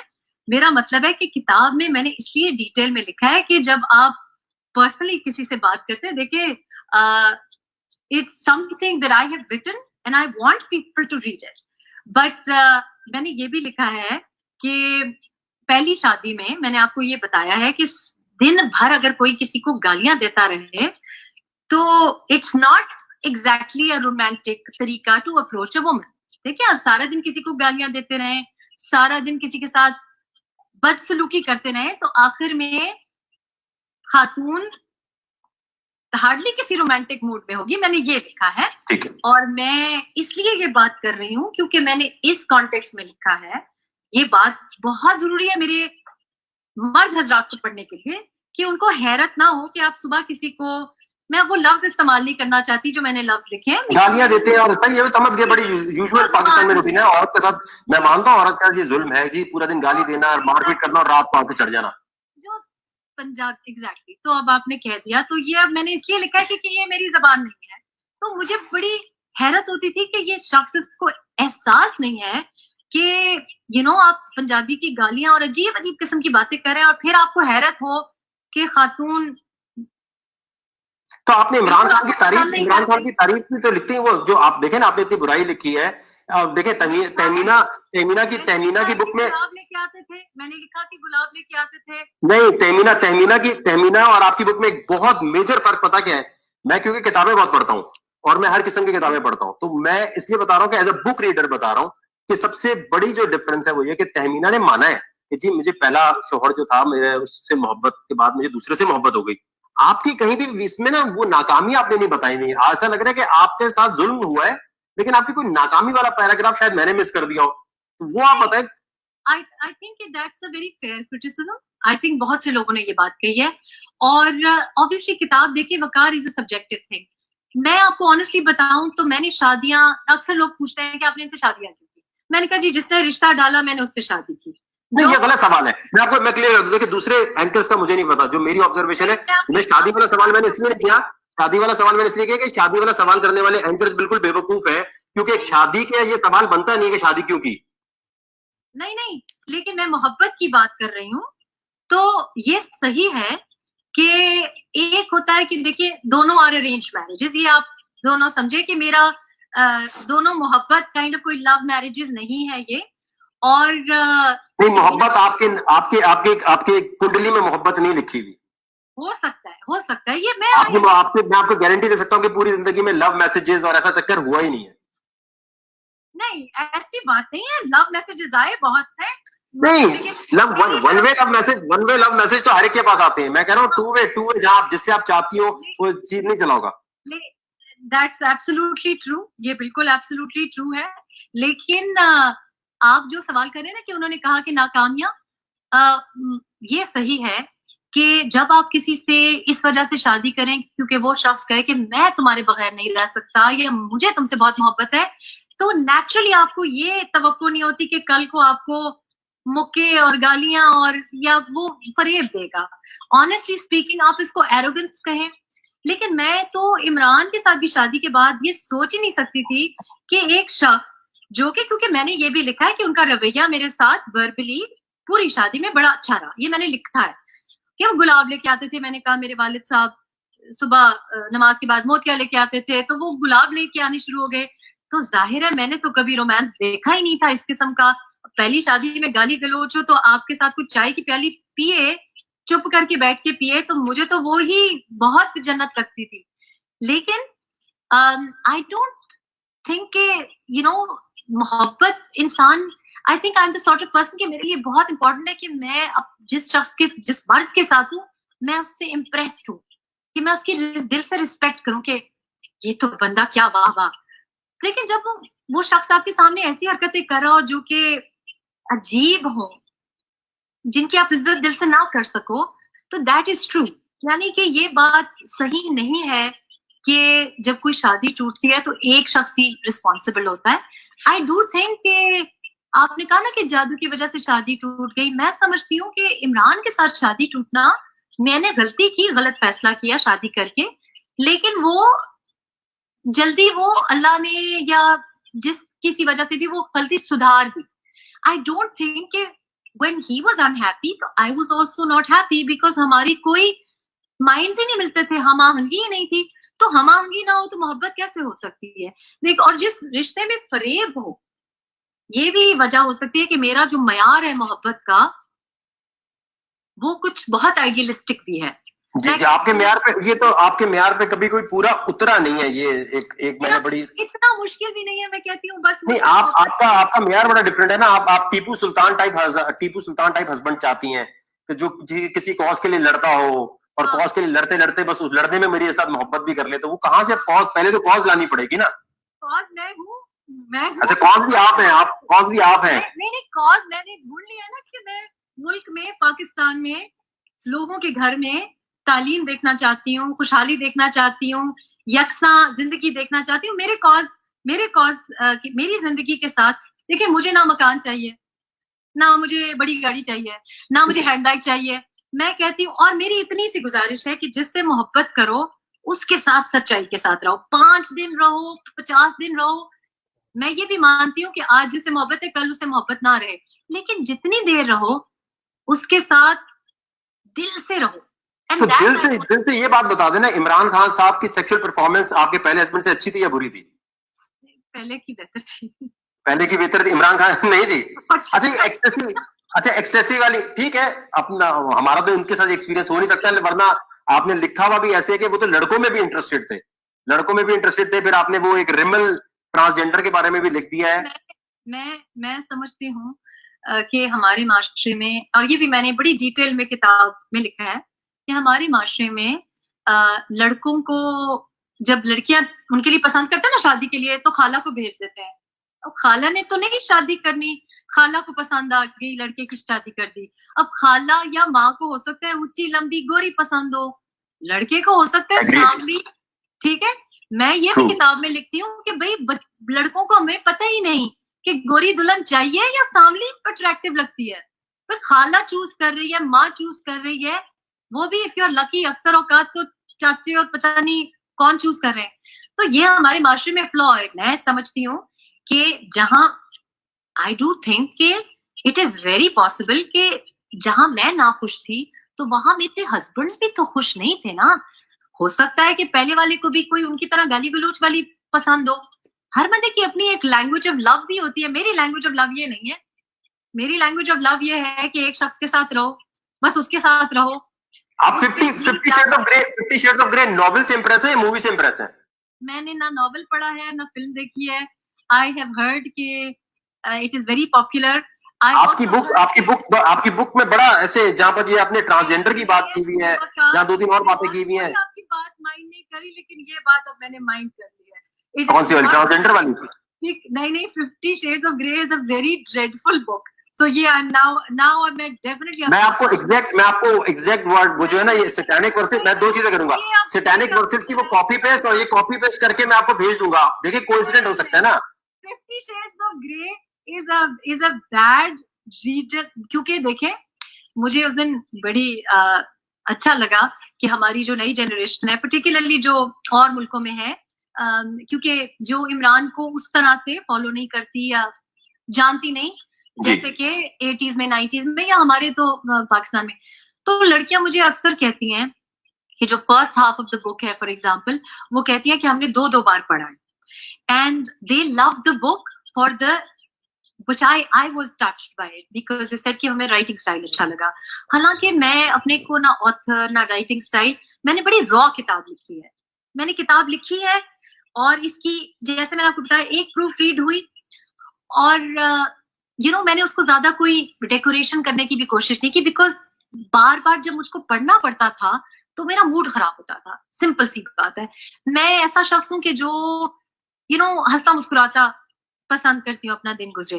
तो जब आप लिखते हैं किसी पेनफुल एक्सपीरियंस के बारे में, या कोई रिश्ता जो टूट गया, या कोई पंच जो आपको पड़ा, you don't want to relive the experience. तो एक दफा आपने लिख लिया, फिर एक बार आपको पढ़ना पड़ता है उसको. मेरा 2 दिन जो आपने सेक्सुअल परफॉर्मेंस वाली बात बोली है ना, कि आप अपने पहले हस्बैंड की बेइज्जती की हुई है कि गालियां देता था, ये देता, मुझे तो बिल्कुल पसंद नहीं था, जल्दी फारिग भी हो जाता था, ये भी आपके अल्फाज है. अब आप कह रही इमरान खान जो है, ये आपने लिखा. अच्छा, आप शर्मा से रही, जैसे मैंने अल्फाज क्रिएट किए हैं. ये खूबसूरत बात है. नहीं, आपने याद करा दिया. ना in a very happy place, but आपने याद करा दिया. मैं सेक्सुअल पे बेस हूँ. 25 पेजेस आपके हर पेज पे कोई ट्रांसजेंडर के साथ सेक्स कर रहे हैं, प्राइम मिनिस्टर बच्चे के साथ सेक्स कर रहे हैं, ए लेवल्स में पकड़ के कोई 12 साल का बच्चों ने जाके सेक्स कर रहा है, टपा सेक्स ही चले जा रही है. आप मुझे कह रही हैं. अरे भाई, तो जो मैंने देखा तो वैसे मैंने लिखा. अपनी तो खुद जो एक्सटेसी वाली बात देखी है, एक टेक्निकली मुझे गलती जो लग रही है, देखिए मैंने बहुत रिसर्च की हुई एम्स्टरडैम जाके हर किस्म के ड्रग पे, और बड़ी ओपनली इस पे वीडियोस भी बनाई हुई है. ये जो आपने बात लिखी हुई है ना, एक्सटेसी, हाफ अ पिल और कोकेन, ये दोनों क्रॉस है. तो क्रॉस करते नहीं है कभी भी. ये पता कैसी बात की है?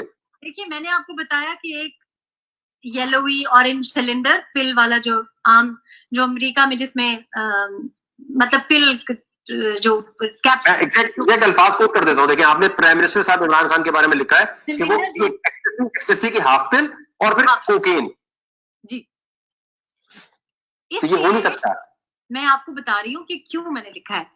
क्योंकि मैं कुछ सर पे खड़ी होके, तो बिकॉज वो हर घंटे के बाद बाथरूम जाते थे, और मैं एक बहुत नहीं, लेकिन एक्सटेसी वाली बात मैं टेक्निकली आपको बता रहा हूँ. आप कहीं से भी इंटरनेट से किसी से पूछ ले, ये कोकेन और एक्सटेसी कर नहीं सकते.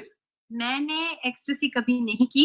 मैं आपको बता रही हूँ कि मैं सुबह चेक करती थी, और मैं रात को चेक करती थी, और दूसरी सुबह चेक करती थी. किस कलर की गोली होती थी? कि क्या आधी है और क्या कितनी कम हुई है. किस कलर गोली, कलर बता दो इसका. It was like play boy बनी की शेप में, और वो आधी होती थी. वो आधी. और अच्छा, जो कोकेन वो करते थे ना, देखिए अब मैं आपको एक बात बता रहा हूँ. क्योंकि जो उसमें होती थी, सिलेंडर में होती थी, तो आई वुड नो कि मैंने आपको डिस्क्राइब भी किया कि वो एक लंप है, एक टॉफी की तरह मोड़ा हुआ, फिर एक और लंप है दूसरे में, तो मैं उसका वो रखती थी. और ऑब्वियसली मैंने चूंकि ड्रग्स नहीं की, and I do also say in the book कि ये कोई तरीका नहीं है किसी को रोकने का, लेकिन मुझे समझ नहीं आ रही थी कि मैं किससे बात करूं. तो मैं रोज उस चीज को, जैसे अगर यहाँ पे पढ़ी तो मैं यहाँ पे कर दी थी कि मैंने देखा है, क्योंकि तुमने मुझे प्रॉमिस किया है कि तुम नहीं करोगे, ये तो तुमने मुझे वादा किया था. आपको नाम क्या बताया था उन ड्रग्स का उन्होंने? नहीं, मुझे नाम लेने की जरूरत नहीं है. मैं एंड जिस वक्त एक दफा शाउट भी किया, तो इसी वजह से शाउट किया. अभी तो आप कह रही हैं कि आपको ड्रग्स का पता नहीं है, तो आपको पता कैसे चला एक्सटेसी और वो कोकेन है? मैंने किताब में आपको बताया है कि जब मुझे रोज चीजें नजर आ रही थी, तो मैंने बैठ के फिर पूरी रिसर्च की, और I got across. And what I was more concerned about the ecstasy was because ecstasy में मिलावट और डेथ्स के बहुत रिपोर्ट्स होती हैं। आपको पता है यहाँ पे भी न्यूज में बड़ी रिपोर्ट्स आती हैं कि बच्ची गई क्लबिंग गई, मिलावट, बिकॉज उसमें कोई उसको चेक करने का कोई तरीका नहीं। तो मैंने जब रिसर्च करती थी तो उनको भी साथ बिठा के और आर्टिकल्स के देखें ये इसलिए हार्मफुल होती है, ये इसलिए हार्मफुल होती है, और अक्सर औकात तो गुस्सा नहीं करते थे, डांटते नहीं थे। लेकिन एक बार जब मैंने स्पीच के बारे में ये बात की तो उन्होंने मुझे बहुत बुरी तरीके से, जो कि मैंने डिस्क्राइब किया है कि कैसे डांटा और क्या कहा और क्या अल्फाज इस्तेमाल किए। तो ये मैंने जो बच्चियां मरती है एक्सटेसी से, देखिए एक्सटेसी की आधी पिल भी खाए ना, इतनी सी पिल खाए, 8 घंटे के लिए बंदे को डांस करके पसीना निकाल के निकालना पड़ता है। अगर वो नाचेगा नहीं, कैटेगोरिकली ये मैं आपको बताऊं कि अगर वो नाचेगा नहीं तो उसकी डेथ हो जाएगी। इमरान खान अगर रोजाना आप पिल ले रहे हैं और डांस तो वो करते नहीं है, या डांस करते थे कहीं, एक्सटेसी खाने के बाद कोकेन करना जो है ना, ये एक कॉम्बिनेशन इतना लीथल बना रही है कि किसी का हार्ट अटैक किसी वक्त भी हो सकता है। मैं नहीं बना रही वकार, मैं बिल्कुल नहीं बना रही कॉम्बिनेशन सिलेंडर में, वो सिलेंड्रिकल पिल डिस्पेंसर। इसका मतलब ये है कि इमरान खान साहब का कभी भी ब्लड टेस्ट होगा तो आ जाना चाहिए। एक ब्लड टेस्ट की मार है ये सारे ड्रग्स। I think so. इसका मतलब ये है कि इतने अरसे में कहीं ना कहीं ब्लड टेस्ट तो हुआ होगा उनका। बल्कि लोग ये भी कहते हैं कि बालों से भी, बाद में मुझे लोगों ने कहा, तो मैंने कहा मैं उधर स्पाई के तौर पे तो नहीं गई थी कि मैं उसकी बाल की कटिंग लेके लेकिन वो जो जितने मेडिकल टेस्ट, कोई ना कोई बीच में मेडिकल टेस्ट तो हुआ होगा ना, एक आध कोई मेडिकल टेस्ट हुआ होगा। एक नॉर्मल मेडिकल टेस्ट में भी एक्सटेसी कोकेन तो अलग से आती है, बिल्कुल अलग से आती है। लेकिन जो मेडिकल टेस्ट मैं आपको किताब में भी बताया कि शौकत खानम मेमोरियल हॉस्पिटल में जो मैंने बुक कराया था, बिकॉज उनका कोलेस्ट्रॉल लेवल बहुत हाई था, तो मैं चेक करवाती रहती थी। तो मुझे नहीं पता, मेरे सामने कोई मेडिकल टेस्ट उन्होंने करने नहीं दिया। और एक मेडिकल टेस्ट जिसके लिए मैं ही चाहती थी कि वो जाएं, विच वॉज अराउंड सितंबर और अक्टूबर, एंड ऑफ सितंबर अक्टूबर, किताब में मैंने तफसील भी उसकी लिखी है, मुझे उन्होंने जाने भी नहीं दिया। और जो मेडिकल टेस्ट रिजल्ट आया वो भी मैंने नहीं देखा। फिर मैंने उनसे रिक्वेस्ट की कि डॉक्टर साहब से कहें कि मैं देखना चाहती हूँ कि LDL कम हुआ है कि नहीं हुआ, क्योंकि मैंने काफी वर्क किया था उनके ऊपर, क्योंकि वो काफी कम आ गया था। तो ये बात, और बहुत से लोग, देखिए वकार, बहुत से लोग ये बातें करेंगे कि हमें यकीन नहीं हो रहा, बहुत से लोग बातें ये झूठ यकीन की बात ही नहीं है। मैं कह रहा हूँ यकीन, देखिए पॉसिबल तो कुछ भी है। आपसे कह रही हूँ कि मैंने ये देखा, रोज देखा, मैंने ये सूरत हाल देखी, पिरचों में करते हुए देखा। मैंने कहीं भी आपको ये कहा कि आपने झूठ बोला है? मैंने कहीं ये बोला कि मुझे यकीन नहीं आ रहा? कहीं मेरे अल्फाज आप कह रहे हैं कि दोनों कंपैटिबल नहीं है। अब ना मैंने कभी जिंदगी में कोकेन की है। 2018 से अब 2 साल हो गए। अभी किताब का इम्पैक्ट आपको क्या समझ आता है? क्या इम्पैक्ट है? दूसरा एडिशन तो नहीं आया इसका। देखिए impact, I am very surprise by it. और उसका रीजन ये है कि जब मैंने किताब लिखी थी तो ऑनेस्टली स्पीकिंग मुझे ये भी नहीं पता था कि, अब ये तो मुझे पता था कि कंट्रोवर्शियल तो होगी, पर मुझे ये नहीं पता था कि इतनी पढ़ी जाएगी। और उसका रीजन सिंपली ये है कि मैं ये नहीं जानती थी कि एक वो लोग हैं जो कि इमरान को फॉलो करते हैं, जो मैंने आपको बताया। एक वो लोग हैं जो कि अभी जो रीडरशिप आ रही है और ईमेल्स आ रही हैं, गोरियां हैं जो from a different culture, American for example, Indian लड़कियां हैं जो कि मीडिया में आना चाहती हैं, जो यंग हैं, 21-22 साल की लड़कियां हैं। कुछ लड़के हैं जिन्होंने अपनी माओ को ऐसे प्रोसेस में से गुजरता हुआ देखा है। और मुझे आज तक, मतलब आज कल परसों रोज मुझे ईमेल्स आती हैं और लोग कहते हैं मैंने ये पार्ट, काश मेरी माँ ने ये किया होता। कुछ लोग कहते हैं कि अब कल मुझे एक लड़की ने कहा कि आपकी कहानी पढ़ के और कुछ चीजें मेरे साथ ऐसी हुई हैं, मेरा दिल करता है कि I never want to even fall in love, क्योंकि I am scared of being hurt. और I feel very encouraged by this, because मैं समझती थी कि 20 साल बाद शायद कोई पढ़े तो उनको ये समझ आए इस किताब की। लेकिन मैं अपनी हयात में लिख जाऊं, अगर मैं जिंदा ही ना रही तो कौन लिखेगा ये बातें। लेकिन मैं ये नहीं समझती थी कि 2 साल में वो बातें लोग कह रहे हैं, ये मैम ये तो हम देख रहे हैं, क्योंकि हुकूमत में 2 साल हो गए हैं, तो कुछ बातें लोग देख रहे हैं और कह रहे हैं ये तो फिर it was written that book, ये अब समझ आ रही है। तो मैं जो पजीराई मिली है उसको, मैं ऑनेस्टली नहीं समझती थी 2 साल पहले कि इतनी जल्दी मिलेगी।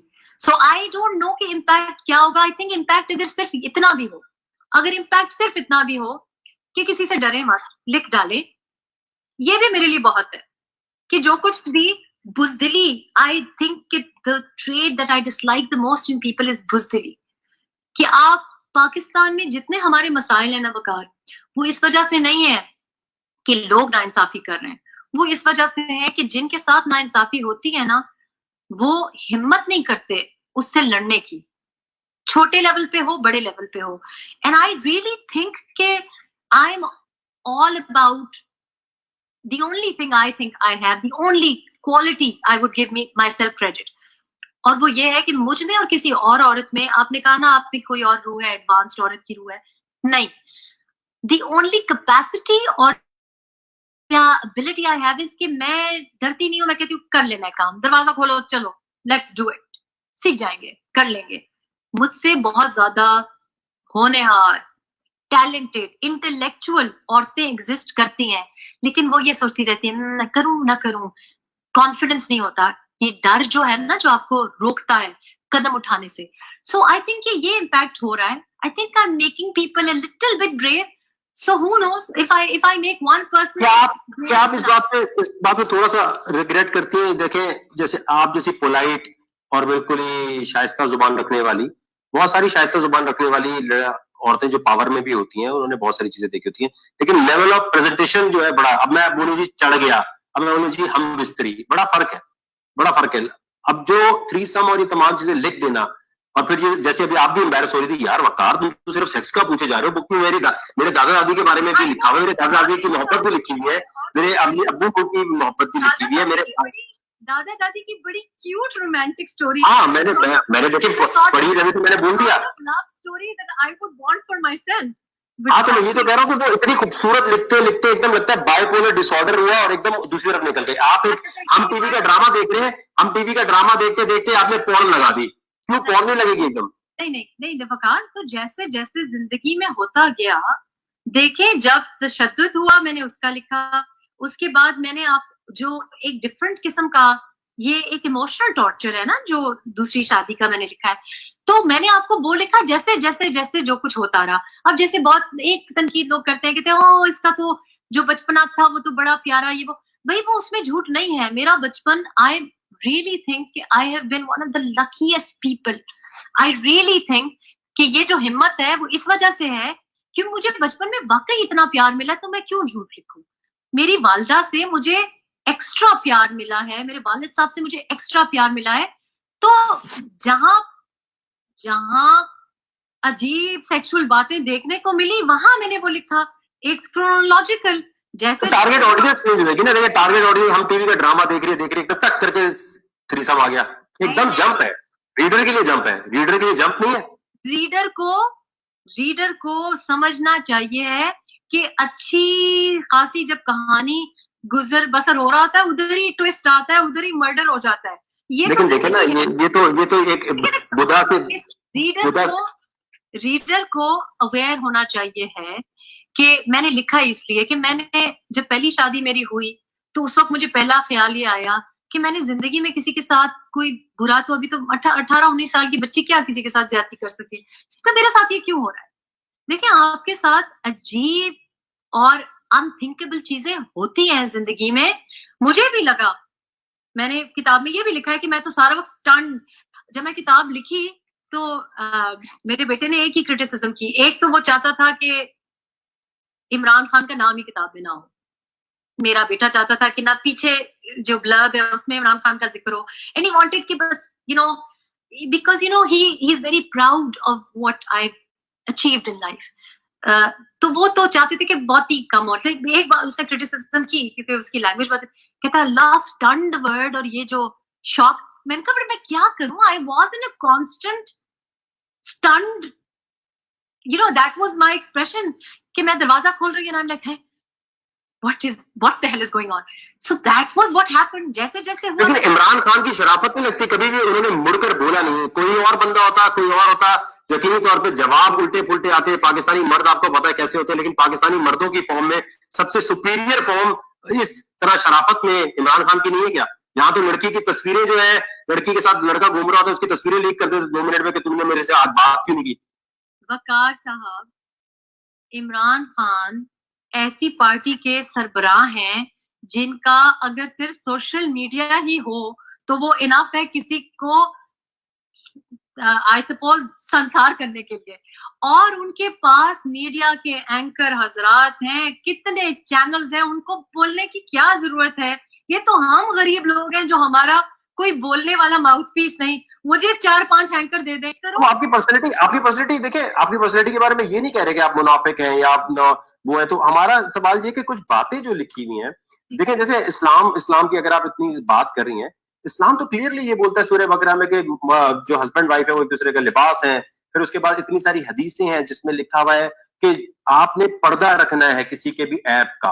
तो कोई जर्नलिस्ट क्या इस्लाम में शरीयत के मुताबिक क्या शरीयत ये कहती है कि जर्नलिस्ट अगर आप बन गए हैं तो जी आप खोल दें, या अगर आप बाहर जा रहे हैं और इमरान खान साहब कोई हुकूमत के बहुत बड़े ऑफिसर बन रहे हैं या लीडर बन रहे हैं तो आप क्योंकि फिर आप इस्लाम भूल जाए और बोले नहीं मैं तो पूरी कौम को मुझे बताना है इसलिए मैं इनके राज खोल दूं। हाँ करप्शन आप बोले तो ठीक है, लेकिन थ्रीसम बताना, फिर ये बताना वो दाल मल के लेटे हुए हैं, ये चीज तो राज पोशीदा रखने वाला जो कॉन्सेप्ट है इस्लाम का वो भी तो खराब हो गया। I don't agree with this और I also don't agree with जैसे मेरी किताब को कॉन्टेक्स्ट में पढ़ना चाहिए। मेरी किताब तो एक आम इंसान की किताब है। इसी तरह थ्रीसम की अगर बात करो, थ्रीसम में तो कोई कॉन्टेक्स्ट नहीं है। थ्रीसम बताने का लॉजिक नहीं है। इतने सारे सवाल कर दिए, नहीं है उसमें कॉन्टेक्स्ट है। एक ही है नहीं 4-5 सवाल किए। मैं आपको बताती हूँ कैसे। फॉर एग्जाम्पल जो आप कह रहे हैं ना कि दीन को मिक्स नहीं करना चाहिए, तो मैं आपको ये कह रही हूँ कि एक शख्स जो कि इस्लामिया का नाबुदू या का नस्ताइन आप मैं चाहता हूँ मैं सवाल बिल्कुल एक सवाल करके छोटा कर देता हूँ ताकि वो ये ना लगे सवाल। मेरा सवाल ये है, आपने मुझे कहा कि शरिया में इसकी इजाजत नहीं है जो आपने लिखा है। मैं कह रहा हूँ इस्लाम का बेसिक रूल है कि एक दूसरे के राज को जो राज रखेगा अल्लाह ताला कयामत के दिन इतने राजों पे पर्दा डालेगा।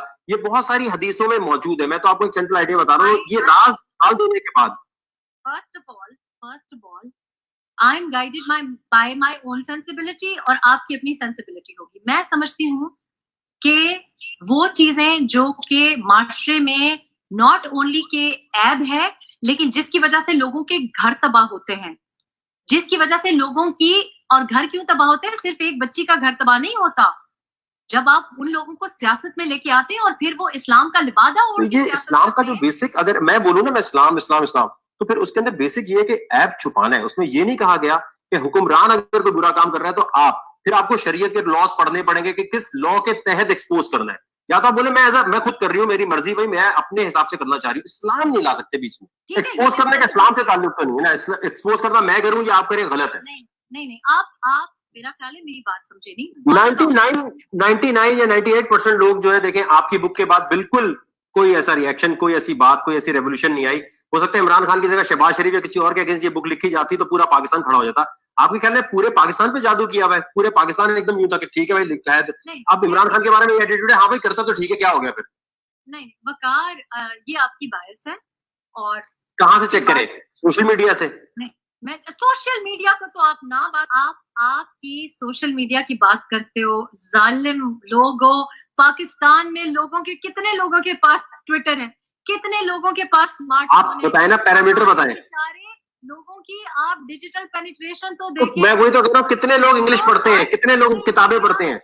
अगर मुझे पाकिस्तान से मोहब्बत है वकार, वो इस वजह से है क्योंकि मैं जानती हूँ कि सोशल मीडिया पे जो तासुर है और जो गाली है और जो तारीफ है वो रियल पाकिस्तान की अक्कासी नहीं करता। मैं पाकिस्तानी और पाकिस्तान लोगों से मोहब्बत ही करना छोड़ दूं अगर मुझे इस बात का यकीन हो जाए कि सोशल मीडिया पे जो गालियां दे रहे हैं वो पूरा 22 करोड़ अवाम है। नहीं, मैं जानती हूँ, मैं एक रिपोर्टर लेवल का शख्स हूँ जो कि रोज फोन पे पूछता है तुम्हें मास्क मिल गया, तुम्हें प्रोटेक्शन इक्विपमेंट मिल गई। मैं थर पार्कर से लेके डेरा इस्माइल खान रोज डॉक्टर से पुलिस लोअर जो ऑफिसर्स हैं उनसे, ब्यूरोक्रेट से बात करती हूँ। और हम बात इमरान के बारे में नहीं करते, हम बात इस बारे में करते हैं कि अच्छा तुम्हारे पास ये प्रोटेक्शन इक्विपमेंट है, अच्छा ये मसला है लोकल। सो मेरा तो जो कनेक्ट है पाकिस्तान के साथ वो बहुत रियल है। एक मिनट, बात सुने। मैं सिर्फ ये जानना चाहता हूं कि आपने इतनी देर जो भी बातें की हैं, आपकी बातों से साफ ये जाहिर हो गया है, जितना आप एम्बेरस हो रही थी, कि पब्लिक ने देख लिया होगा। ऐश रिहाम खान माफी मांगो जो ट्रेंड है, वो देखें, अभी लोग इस पे बहुत ज्यादा कमेंट्स भी कर रहे हैं, जो जो बातें हो रही हैं। मैं आपसे सिर्फ ये कहना चाहूंगा कि क्या आपके दिल में थोड़ा सा भी ये आया कि आपने ये जो सेक्सुअल बातें और ड्रग्स की बातें लिखी हैं, ये बिल्कुल गलत, बेबुनियाद, बल्कि आपने नहीं, किसी और ने लिख कर दी है, क्या आप इसके लिए आज नमाज में जाके माफी मांगना चाहेंगी? सिर्फ ये बता दें। मगरिब का वक्त हो गया, नमाज में माफी भी मांग लेना आज, ठीक है? जितने लोग भी देख रहे हैं, अब आपकी लाइव कॉल्स में लूंगा, आप बताएंगे कि जो मैंने फॉर्मूला रखा था कि ये झूठ बोल रही हैं, वो सेक्सुअल कंटेंट, ड्रग्स के बारे में, इमरान खान साहब के बारे में, उस हवाले से आप वीडियो कॉल पर आ सकते हैं, अपनी राय दे सकते हैं कि मैंने गलत बात बोली, इन्होंने बोली। जो सबसे ज्यादा ट्वीट कर रहा होगा, आपके पास ट्विटर पे लिंक चले गए, बहुत सारे लोगों को अभी लिंक चले गए, एक एक करके आते जाए। मैं ये शो को कंटिन्यू रखूंगा ताकि आपकी राय ले सकें, और आप मुझे बताइएगा कि क्या आपको लगता है कि रिहाम झूठ बोल रही है, या इस किस्म की जो भी बात अगर कोई औरत करती है उसको पकड़ना नहीं चाहिए। और ये वाली बात इमरान खान साहब के बारे में जो ट्वीट है, वो मैं भी अभी आपको दिखा देता हूँ। और उसके साथ लाइव कॉल के लिए मैं चाहूंगा जी, जितने लोग हैं वो बिल्कुल आते जाए ताकि बात होती जाए। और वही है तरीका, जिसने ट्वीट किए मैं उनके पास लिंक जा रहे हैं, आप आइए, बात करें, और बात करके बताइए कि कोई औरत इस तरीके से अगर कर दे, हम सिर्फ ये तो जरूर कर सकते हैं कि इनको थोड़ा सा मजबूर करें, कि अभी ये नमाज पढ़ने गई है तो नमाज पढ़ते हुए ये दुआ मांग लें, अल्लाह ताला ये जो वाला पार्ट है मैंने गलत लिखा है। मेरा मानना ये है। अच्छा देखिए, ट्विटर पे जितने सारे लोगों जो लिंक गए ना, प्लीज आप आए ताकि फिर बात हम शुरू कर सकें, इस तरह फिर लंबा हो जाएगा यार। ये ट्वीट्स मैं आपको दिखा रहा हूं, और उसके साथ ही सबको लिंक किया हुआ है। जो जो वीडियो कॉल पे आना चाहता है, अपने आप को प्रमोट करना चाहता है, अपनी कोई बात करना चाहता है, बिल्कुल आप कर सकते हैं। मैं फिर आपसे रिक्वेस्ट कर रहा हूं, मकसद क्या था इसका? ये साबित करना कि इमरान खान साहब के बारे में सेक्सुअल जो बातें लिखी गई हैं गलत, ड्रग्स की जो बातें लिखी गई हैं गलत। मैं मान ही नहीं सकता कि इमरान खान ये करते हैं, मैं मान नहीं सकता। करप्शन, ह्यूमन एरर हो सकता है, ये जो थ्रीसम, घटिया बात। इनको पता था कि ये वाली बात कभी कोई पूछेगा ही नहीं, लिख दो। तो वेस्टर्न वर्ल्ड में जब पढ़ा जाएगा तो इमरान खान का इमेज वहां खराब होगा। और ये वही कोई औरत कर सकती है जिसको बहुत धचका लगाओ। ठीक है, आपके साथ तलाक होके कोई ना कोई प्रॉब्लम हुई होगी, ठीक है, आपको कोई ना कोई इश्यू हुआ होगा, लेकिन ये जो वाली बातें ना, ये साबित कर रही है कि बाकी पूरी किताब भी मेरे ख्याल से तो झूठी है। आप लोगों को क्या लगता है? और ये मैंने जहां तक साबित करना था, मैंने साबित करके वो तकरीबन दिखा दिया। कितनी एम्बेरस हो रही थी। और बात यही है, मैं अगर गाली देता हूं, आप मुझसे आके बोलेंगे वकार जगह तुमने वहां गाली दी है, मैं बोलूंगा हाँ भाई दी है, मैं देता हूँ, आओ। हाँ भाई वकार जगह आपने सेक्स पे बात की हेडफोन शो में, बोलूंगा हाँ जी की है। लेकिन अगर मैं एक किताब लिखूं हेडफोन शो के नाम से, और उसमें सेक्स की बातें लिखी हो, और वो मेरा टॉपिक ऑफ डिस्कशन ना हो, या मैंने देखा ना हो, सिर्फ मशहूर होने के लिए, या पाकिस्तान के इमेज को खराब करने के लिए, या इमरान खान से कोई जाती बदला लेने के लिए लिखी हो, तो यकीन माने जब कोई पब्लिक में पूछेगा एम्बेरसमेंट होगी। आप मुझे बताएं ना ट्वीट करके कि क्या मतलब आपने किताब में लिखा हुआ है। मैं जब पूछ रहा हूँ, कह रही यार ये इतनी चीजें पूछते थोड़ी है।